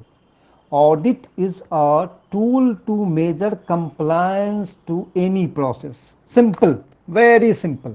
ऑडिटर का सिंपल काम है, एक प्रोसेस लेआउट किया हुआ है, आप आंख मुंद करके उस प्रोसेस को देखोगे, is that process being followed और नॉट। यदि वो प्रोसेस फॉलो हो रहा है तो ठीक है। तो अब उसमें उससे रिलेटेड क्या हो सकता है? आप वहां काम कर रही हो, क्या प्रोफाइल है, क्या देखती हो, उसमें आपने क्या आया, क्या ऑडिट के बेसिस पे क्या होना चाहिए? करेक्शन होना चाहिए। तो ऑडिट के बेसिस पे क्या करेक्शन हो सकता है? एक तो आप लूप होल ठीक कर सकते हो प्रोसेस में, जिससे कि लोग लूप होल का फायदा उठा करके कुछ गलत ना करें। सो उस लूप होल को आप फिर से प्रोसेस को इंप्रूव कीजिए। This is called continual improvement of a process. आप लगातार प्रोसेस को इंप्रूव करते जाते हैं ऑडिट के मैकेनिज्म के थ्रू। तो आप अपने काम, चूंकि आप काम करती हो, तो अपने काम से रिलेटेड ये देखो कि आपने ऑडिट करके क्या इंप्रूवमेंट किया, क्या नए प्रोसेस लगाए, क्या बचत किया अपने कंपनी के लिए, अपने ऑर्गेनाइजेशन के लिए। ये सबसे, इसमें यदि आपके पास 2-3 एग्जाम्पल हो तो आपका वर्क रिलेटेड विल बी बल्ले बल्ले, नो प्रॉब्लम्स एट ऑल। क्योंकि आप काम करती हो तो काम से ज्यादा रिलेटेड आपसे क्वेश्चन पूछे जाएंगे। In fact they will focus there only. तो ऑडिट क्या है, आपने कहां सेव किया, और आपको उसमें क्या कठिनाई आई कि लोग रजिस्टर करते हैं कि नहीं जी ये प्रोसेस तो है, ये तो सही हुआ है, इसको तो हम चेंज नहीं करेंगे। चेंज में बहुत लोग दिक्कत करते हैं। जैसे अभी हमने बात किया, वो जो नया रूल आया है डॉरी रिलेटेड, हम चेंज नहीं होना चाहते हैं, टेक्स हंड्रेड्स ऑफ ईयर्स। तो ये धीरे धीरे होगा, चेंज बहुत स्लो होता है। तो सिमिलरली चेंज मैनेजमेंट का वो एस्पेक्ट वहाँ भी आएगा जब ऑडिट करते हो, इंप्रूवमेंट करते हो उस केस में। तो आप ध्यान दो कि आपने ऑडिट प्रोफाइल में डेफिनेशन क्या है ऑडिट का, क्या प्रोफाइल था, क्या काम किया, 2-3 पॉइंट बताइए जिसमें आपने अच्छा किया, और उसके बेसिस पे फिर इंटरव्यू को ट्राई कीजिए कि आपके लिए सिलेक्शन पॉइंट बने। सुशील सर 30 सेकंड का समय लेना चाहूंगा। Please please please. सपना मेरी आवाज आप तक जा रही है? हेलो, अगर मेरी आवाज आप तक जा रही है? हाँ सर। तो मेरा पहला सजेशन होगा, आपको बायोडाटा पर इमीडिएट वर्क करने की जरूरत है। ठीक है, एक बार आप मुझसे बात कर लीजिएगा, मॉक के कंटेक्स्ट में एक बार जरूर बात कर लीजिएगा, और बायोडाटा पर वर्क करने की जरूरत है। मतलब सबसे पहला फोकस बेसिक्स पर होना चाहिए, फिर बेसिक्स पर हम कंसोलिडेट कर लेंगे तो एडवांस स्टेज की तरफ बढ़ेंगे। हाँ सुशील सर कंटिन्यू करें। ठीक है, नेक्स्ट मनीष कुमार जी का है, role of electronics and communication during corona, क्या क्वेश्चन आ रहा है? अरे ये तो बहुत बड़ा क्वेश्चन है। आज आप देखोगे कोरोना में जो इलेक्ट्रॉनिक है, टेली कम्युनिकेशन की यदि हम बात करें, इलेक्ट्रॉनिक साथ में जुड़ा हुआ है, जितने एजुकेशन हो रहे हैं आज हम लोग जो भी बात कर रहे हैं, this is electronics and communication. आपके लिए तो इतना बड़ा फील्ड है कि आप सिलेक्ट करो कि कैसे हम कन्विंस कर लें, कैसे अपने पॉइंट को मोड़ करके पूरा सिचुएशन चेंज कर दें इंटरव्यू का। बट केवल यही चीज नहीं पूछा जाएगा आपसे, ये एक क्वेश्चन हो सकता है, बट इस क्वेश्चन को आप बैंक कर सकते हो, रियली बैंक कर सकते हो इस क्वेश्चन के बेसिस पे। हम बात कर रहे हैं, हम आज वन टू फेस नहीं मिल रहे हैं, सारे एजुकेशन इसके थ्रू हो रहे हैं, सारे काम हो रहे हैं इसके थ्रू पे।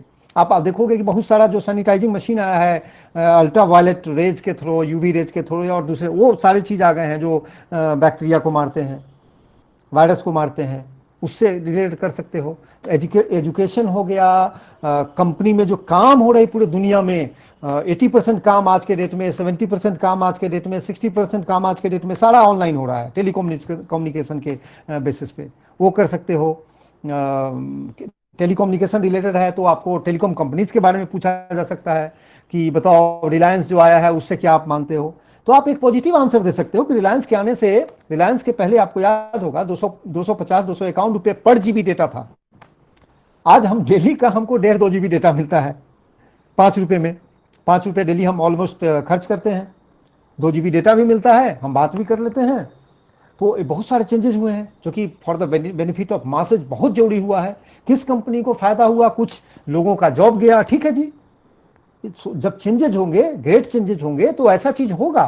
देयर विल बी सम, बोलते हैं ना जौ के साथ घून पिसाता है, तो होगा। बट ओवरऑल इसी what is the benefit of Jio coming to market. आज गांव गांव में आप जाओगे, लोग मोबाइल पे पढ़ सकते हैं, पढ़ रहे हैं कि नहीं पढ़ रहे, दैट इज डिफरेंट थिंग, पढ़ सकते हैं। और कोरोना पीरियड में तो हम लोग एक्सटेंसिव यूज कर रहे हैं। बहुत सारा स्कोप है, बहुत कुछ आप कर सकते हो इस पर। श्वेता जी का है मैथ्स में क्या आ सकता है। देखिए मैथ्स में होपफुली आपने काम नहीं किया होगा, आपने पढ़ाई किया होगा। तो ग्रेजुएशन में जो अप्लाइड मैथमेटिक्स चीज़ें होती हैं, उसका एप्लीकेशन आपसे पूछा जा सकता है कि आपने कोई प्रोजेक्ट किया है। यदि प्रोजेक्ट नहीं भी किया है तो आज के डेट में फॉर एग्जांपल मैथमेटिक्स में आप देखोगे बिहार से जो ग्रेट मैथमेटिशियन थे आर्यभट्ट, उनको लुप इन कर सकता है कोई बोर्ड मेंबर। क्या बताओ आर्यभट्ट का क्या कंट्रीब्यूशन रहा, कब आए थे, किस पीरियड में थे।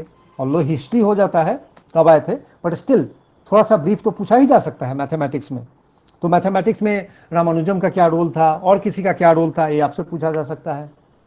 बिहार का पर्सपेक्टिव इससे अच्छा कुछ हो नहीं सकता है। डिपेंड करता है कि उस समय में इंटरव्यूअर का माइंडसेट क्या है, उसके दिमाग में क्या आया। लेकिन बेसिक चीजें क्या है, बेसिक चीजें तो बेसिक चीजें होती है, आपको तैयार करके जाना है। तो आपके फील्ड में मैथमेटिक्स में कौन से ग्रेट लोग हुए हैं, ग्रेट साइंटिस्ट हुए हैं, मैथमेटिशियन हुए हैं, उन्होंने क्या किया, वर्ल्ड में कौन थे ऐसे, उन्होंने क्या किया, इंडिया में क्या हुआ है, क्वांटम मैथमेटिक्स क्या है, क्वांटम मैथमेटिक्स कैसे यूज हो रहा है हमारे स्पेस टेक्नोलॉजी में या दूसरे चीज़ों में, वो आप बात कर सकती हो। तो एप्लीकेशन ऑफ मैथमेटिक्स आपसे पूछा जाएगा, वो एक सर्च कर लेना, गूगल पे 75 आर्टिकल मिल जाएगा आपको। ग्रेट मैथमेटिशियंस बिहार के कौन हुए, वहाँ के क्या हुए, तो सिर्फ मैथमेटिक्स से बात करोगे तो इससे ज़्यादा बहुत कुछ ज़्यादा नहीं आएगा। वो कॉमन शांति से आप बैठ के सोचोगे इस लाइन पे जो और चीज़ें बोल रहा हूँ उससे आपको काफ़ी कुछ मिल जाएगा।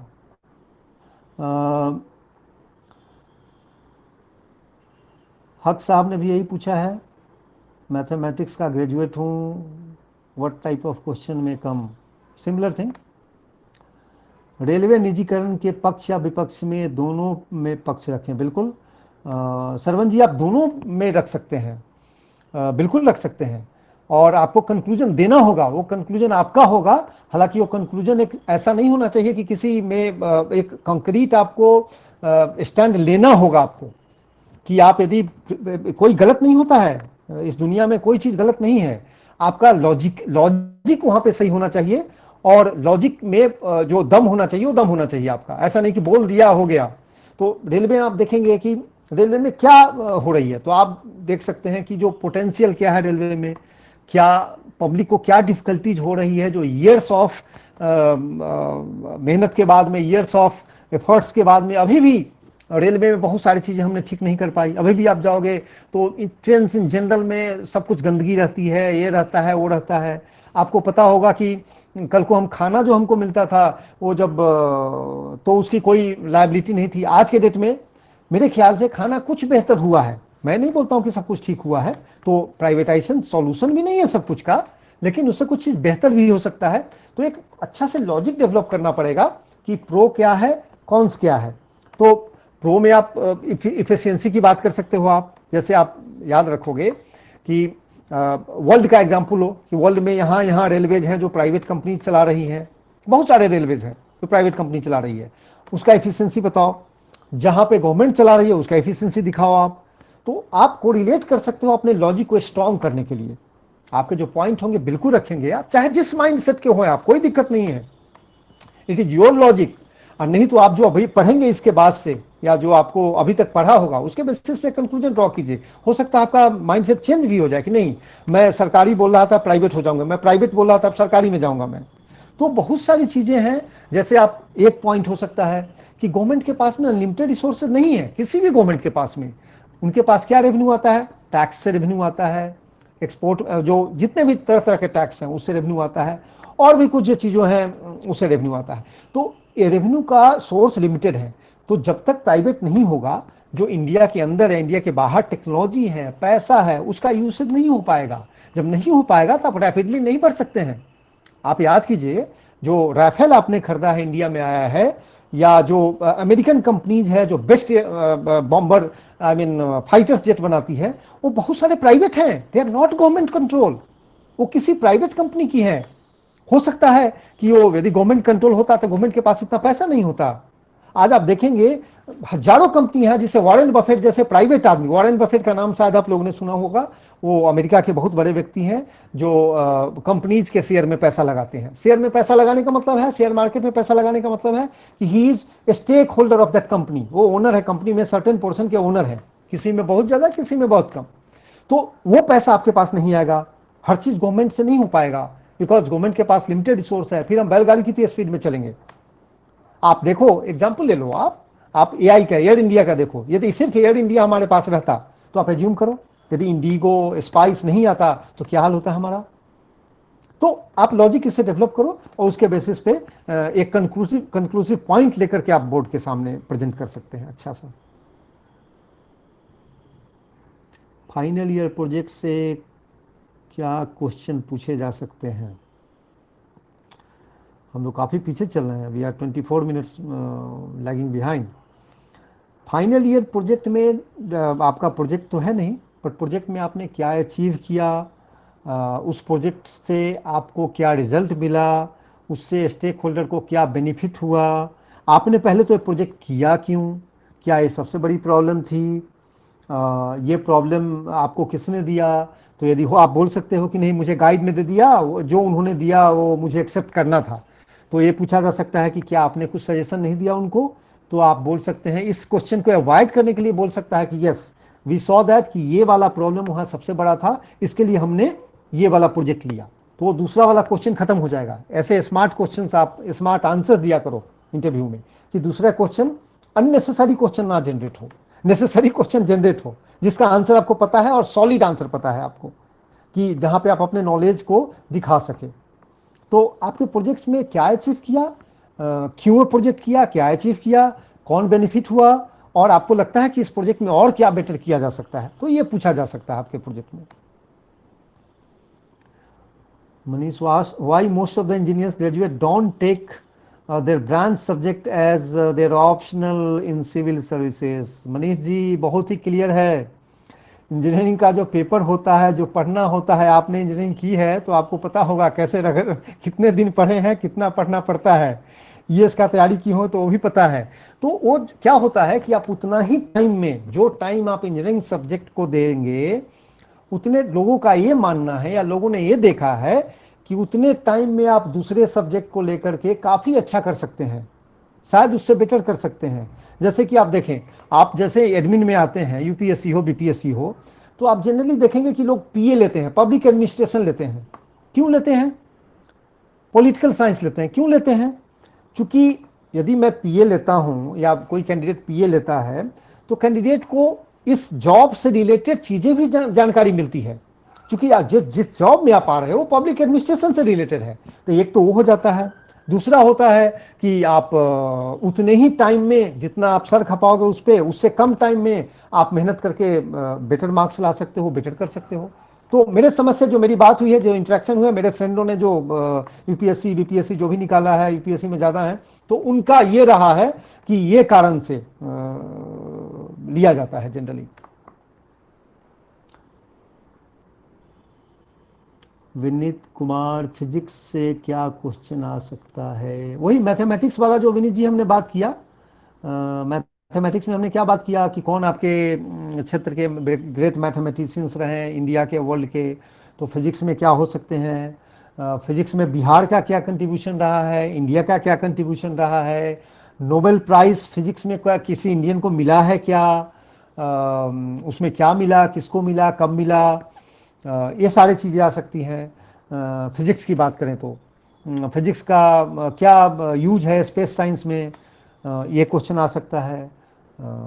तो जो करंट न्यूज़ है, जो हमारे प्रोमिनेंट फिजिक्स के साइंटिस्ट रहे हैं, वैज्ञानिक रहे हैं, उनके बारे में, वर्ल्ड के क्या रहे हैं नोबेल प्राइज़ के रिलेटेड, ये एक जनरल सोच करके सोचिए कि फिजिक्स का कैसा कंट्रीब्यूशन कहाँ हो सकता है, बिहार, इंडिया, वर्ल्ड के पर्सपेक्टिव में कौन सी चीज़ें हैं जो अभी करेंट है।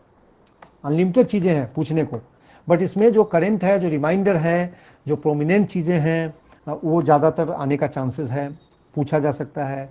जो साइंटिस्ट वगैरह की बात की, बिहार की हो, क्या डेवलपमेंट हुआ है फिजिक्स में, फिजिक्स का क्या हुआ, ये सब आ सकता है।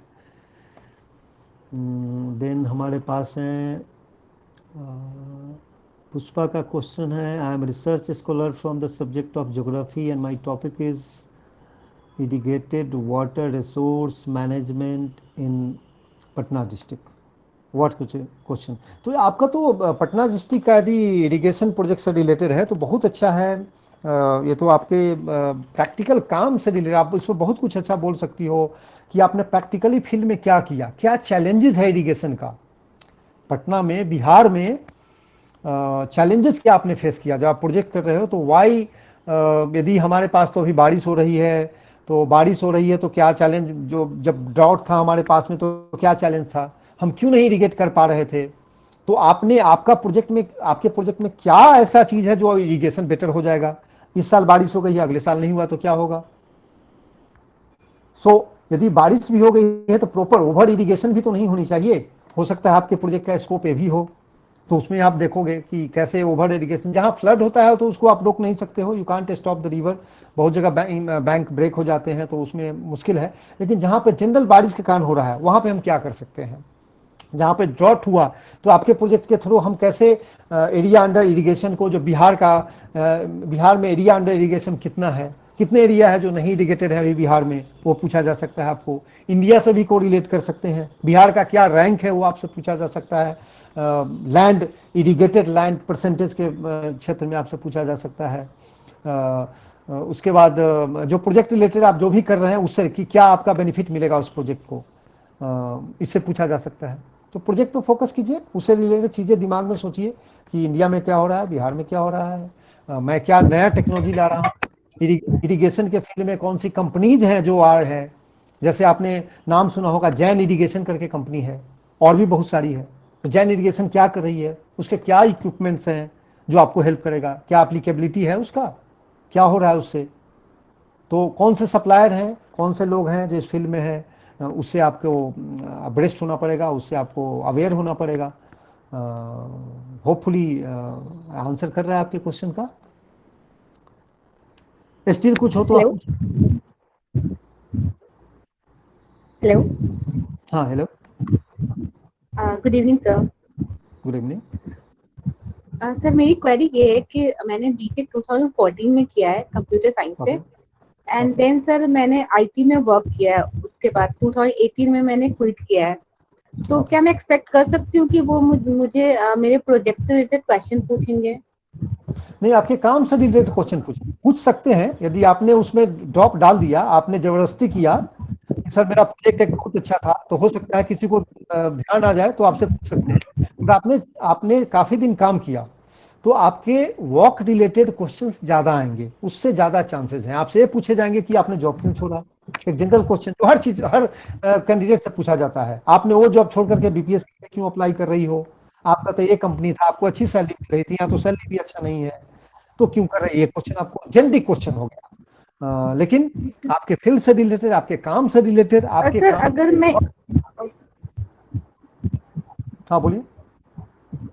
सर एक मेरा और क्वेरी है। सपोज सर अगर मैं ये कहती हूँ कि मेरा बीपीएससी करियर ड्रीम था, always I wanted to come in this administration, but sir फिर आपने 4 साल का टाइम क्यों लिया?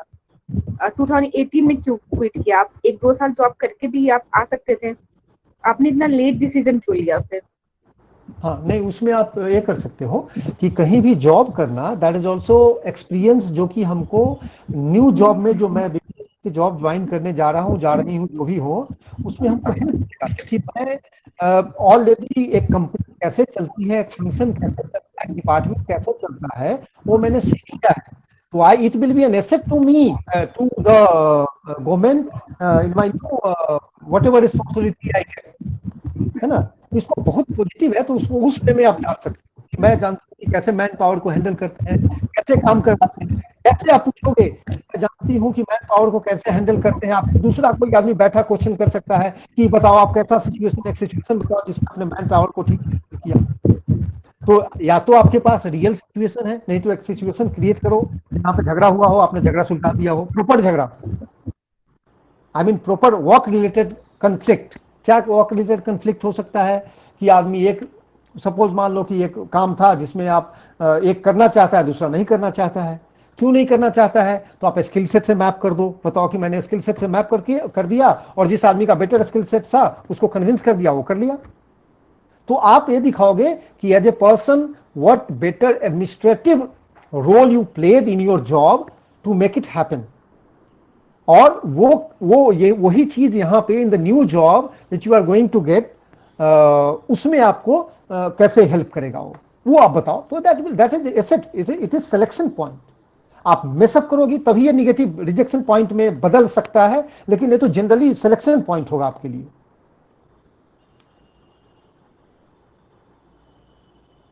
Hope this satisfies your query. Yes, sir. Thank you so much, sir. Thank you. How to correlate COVID-19 and geography? Okay, हाँ, correlate तो कुछ भी कर सकते हैं, जो इंटरव्यूअर के दिमाग में होगा यदि कर सकते हैं तो कर सकते हैं, वो क्वेश्चन तो पूछ ही सकते हैं, कोई है नहीं। Geography subject as a subject से ज्योग्राफी से ये क्वेश्चन आ सकता है कि देखिए, geography to geography, I mean geography क्या है? Area. Geography is an area. तो एरिया टू एरिया क्यों डिफर कर रहा है? ज्योग्राफी का मतलब यदि आप ये लेते हो लिटरल सेंस, तो हो गया कि एरिया क्या है। तो आप देखो, झारखंड में कोरोना के केसेस कम हैं, बिहार में ज़्यादा है, त्रिपुरा में कम है, मुंबई में ज़्यादा है। जो ज्योग्राफी, जो डेमोग्राफी भी उसमें प्ले करेगा ज्योग्राफी के साथ में, कि ये जो ज्योग्राफी हमारे कंट्री का है उसमें ऐसा है, ये डेमोग्राफिक मतलब पॉपुलेशन का ऐसा डिस्ट्रीब्यूशन है। ये ज्योग्राफी है जहाँ पे, जैसे झारखंड में आप देखोगे अभी भी बहुत सारे एरिया हैं जहाँ पे झारखंड में लोग जो पहाड़ से पानी गिरता है उसको पीते हैं, आज के डेट में भी। हो सकता है संख्या बहुत कम हो, तो जहाँ पे वो लोग जब पहाड़ से पानी पीते हैं तो आप सोचो इम्यूनिटी उनका स्ट्रांग होगा, क्योंकि उनके पास ऑलरेडी हमारे जैसा आरओ वाटर नहीं पीते हैं। मुझे याद है मसाई मारा है, इसमें मसाई मारा करके फॉरेस्ट है, वाइल्ड लाइफ सेंचुरी है, कंट्री है, अरे कौन कंट्री है, जस्ट अभी दिमाग से बाहर हो रहा है। तो मसाई मारा जैसे किसी इस टाइप के आप वाइल्ड लाइफ सेंचुरी में जाके घूमना चाहते हैं तो उसके पहले आपको 15-17 इंजेक्शन लगाते हैं। वो आपको इंजेक्शन लगाते हैं कि you go and become you are safe to the, जो इंसेक्ट वहां पे है, मॉस्किटो वहां पे है, डिफरेंट टाइप के हैं, उनसे बचने के लिए। तो ये ज्योग्राफिकल चीजें हैं कि वहां पे जो लोग हैं उनका लाइफ स्टाइल हार्ड है, वो वहां पे बिल्कुल सेट हो चुके हैं, हम यहाँ पे नहीं हैं, हमको दिक्कत हो रही है। तो जो इम्यूनिटी का भी फैक्टर एक होता है, तो ज्योग्राफी से इम्यूनिटी का फैक्टर हो सकता है, इम्यूनिटी का फैक्टर लाइफ स्टाइल से हो सकता है, ज्योग्राफी से हो सकता है। तो ये चीजें काम आएंगी, उससे आप कोरिलेट कर सकते हो, पर थोड़ा सा ज्यादा हो जाए कोरिलेट करना। बट स्टिल यदि पूछते हैं तो आप इस टाइप से कुछ आंसर बना लो कि ज्योग्राफी पे बहुत ज्यादा तो नहीं है, बिकॉज आज के डेट में कोई भी ज्योग्राफी सेक्लूडेड नहीं है। सेक्लूडेड मीन्स कांस्टेंट नहीं है, बंद करके हमने नहीं रखा है, हमारा सीमा खुल गया है। तो अब सर ये क्वेश्चन तो, एक्सक्यूज मी सर, हाँ जी बोलिए। हाँ, ये क्वेश्चन भी पूछा जा सकता है कि जैसे कि यूरोपियन कंट्रीज में लाइक इटली, फ्रांस, जर्मनी और फिर अमेरिका में जिस तरह से कोरोना का केसेस इतना ज्यादा था, इतना ज्यादा स्प्रेड किया, तो उसके कॉन्टेक्स्ट में देखा जाए तो एशिया और अफ्रीका में ये उतना स्प्रेड नहीं हुआ। तो ये भी तो ज्योग्राफी से ही रिलेटेड है, तो इस तरह से क्वेश्चन सर पूछा जा सकता है क्या? हाँ बिल्कुल बिल्कुल। देखिए एक क्या है ना, एक आपने शायद जाना होगा, कॉज एंड इफेक्ट एक होता है। एक इफेक्ट हुआ कोरोना का, जो पेशेंट कितने पेशेंट हो, इफेक्ट है। कॉज क्या क्या है? अब कॉज में देखिए, जैसे इटली का आपने एग्जांपल लिया, इटली में क्या हुआ, फुटबॉल मैच हुआ, एक चाइनीज आया, बोला कि अरे मुझे तो कोई सब मुझसे दूर भाग रहे हैं, तो सब गले लिपटने लगे। फुटबॉल मैच हुआ, फुटबॉल मैच के बाद सब गले मिलने लगे एक दूसरे से। तो उन लोगों ने शुरू में इसको एज ए जोक लिया, they didn't take it seriously. आप नहीं लोगे तो ज्योग्राफी, उस ज्योग्राफी में फैलने के कारण जो मुझे लगता है, आप और स्टडी कर लेना, कि वहां पे लोगों ने कांस्टेंट नहीं रखा, अपने आप को रोका नहीं। यूएस में भी वही हुआ, यूएस में भी लोग, कभी यूएस में लॉकडाउन स्ट्रिक्टली नहीं इंप्लीमेंट हुआ है। तो जब आप कि कुछ भी हो, यदि आप जो उसका प्रिवेंटिव मेजर्स हैं, यदि वो प्रिवेंटिव मेजर्स नहीं लेते हैं, हाँ, ज्योग्राफी के बेसिस पे पीपल का माइंडसेट जो डेवलप हुआ है वो आ सकता है इसमें, कि हाँ, इस ज्योग्राफी में पीपल का माइंडसेट ऐसा हो चुका है कि वो बिल्कुल फ्री हो गए हैं, दे डोंट केयर, वो सोचते हैं कि अरे एक नाक पे पट्टी बांध लेंगे तो काम हो जाएगा, but it didn't happen like that. तो अभी वहाँ हर्ड इम्यूनिटी भी डेवलप हो गई है, जो पहले हुआ तो इम्यूनिटी डेवलप हो गया।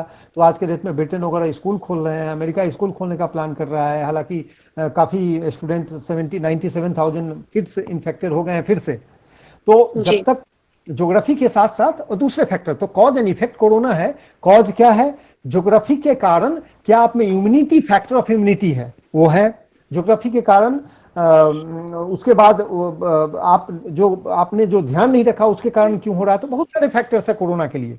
ज्योग्राफी का भी एक लिमिटेड वे में हो सकता है, but not at this moment, क्योंकि ज्योग्राफी का आज के डेट में मतलब नहीं रह गया है। सारे जगह सारे लोग आज आ गए हैं और उन्होंने ज्योग्राफी के क्वेश्चन को ऑलमोस्ट खत्म कर दिया है। जी सर, क्लाइमेट एक फैक्टर हो सकता है कहीं ना कहीं। अभी तक तो कोई रिस्पांस नहीं आया, और ठंडा में भी वही हुआ, लोग 40 डिग्री सेंटीग्रेड की बात की तो भी इंडिया में हो रहा है और हर जगह हो रहा है। तो climate is not playing any important role as of now, जो हम लोग देख रहे हैं। Pushpa, okay sir. पुष्पा, जी जी जिस चीज के लिए आपको काम करने की जरूरत है उस चीज के लिए आप 1 या 2 लाइन में आंसर एक्सपेक्ट कर रहे हैं। Okay sir. मुझे लगता है कोविड क्राइसिस एक ऐसा डायमेंशन है जिस पर एक्सटेंसिव वर्क की जरूरत है, राइट और सर। आप में से हर इंडिविजुअल को एक्सटेंसिव वर्क की जरूरत है। Thank you sir, thank you for your advice. ठीक है, हम इस पर वर्क करेंगे सर। और इस पहलू पर हम लोग चर्चा आगे करेंगे, काफी डिटेल में हमारी चर्चा होगी। Thank you sir. So we have finished all the questions. अभी अपने पास में है नहीं कुछ, तो thank you so much all the participants, all the best. And अपने सीवी को अच्छे से देखिए, आपने क्या क्या काम किया है, आपकी स्टडी क्या है, उसमें क्या क्वेश्चन आ सकते हैं, सोचिए, ठंडे दिमाग से सोचिए। और सर्वेश सर और उनकी टीम और भी लोग जो हैं वो आपको स्ट्रक्चर देंगे, उस स्ट्रक्चर के हिसाब से डेवलप कीजिए, एंड बहुत अच्छा जाएगा इंटरव्यू। अभी तो काफ़ी टाइम है, you can do well in that interview. In fact आप मेरे ख्याल से इस टाइप से तैयारी करेंगे आप, जो हम लोगों ने डिस्कस किया है, स्ट्रक्चर देते हैं, तो इंटरव्यूअर भी, पैनल में बोर्ड मेंबर भी सोचेंगे कि अरे यार ये डिफरेंट सेट ऑफ पीपल आ रहे हैं। So all the best to all of you, thank you. Okay Sushil sir, thanks a lot. और कल हम लोग हिस्ट्री का सेशन रखेंगे 2 बजे से। Okay, thanks a lot to you all.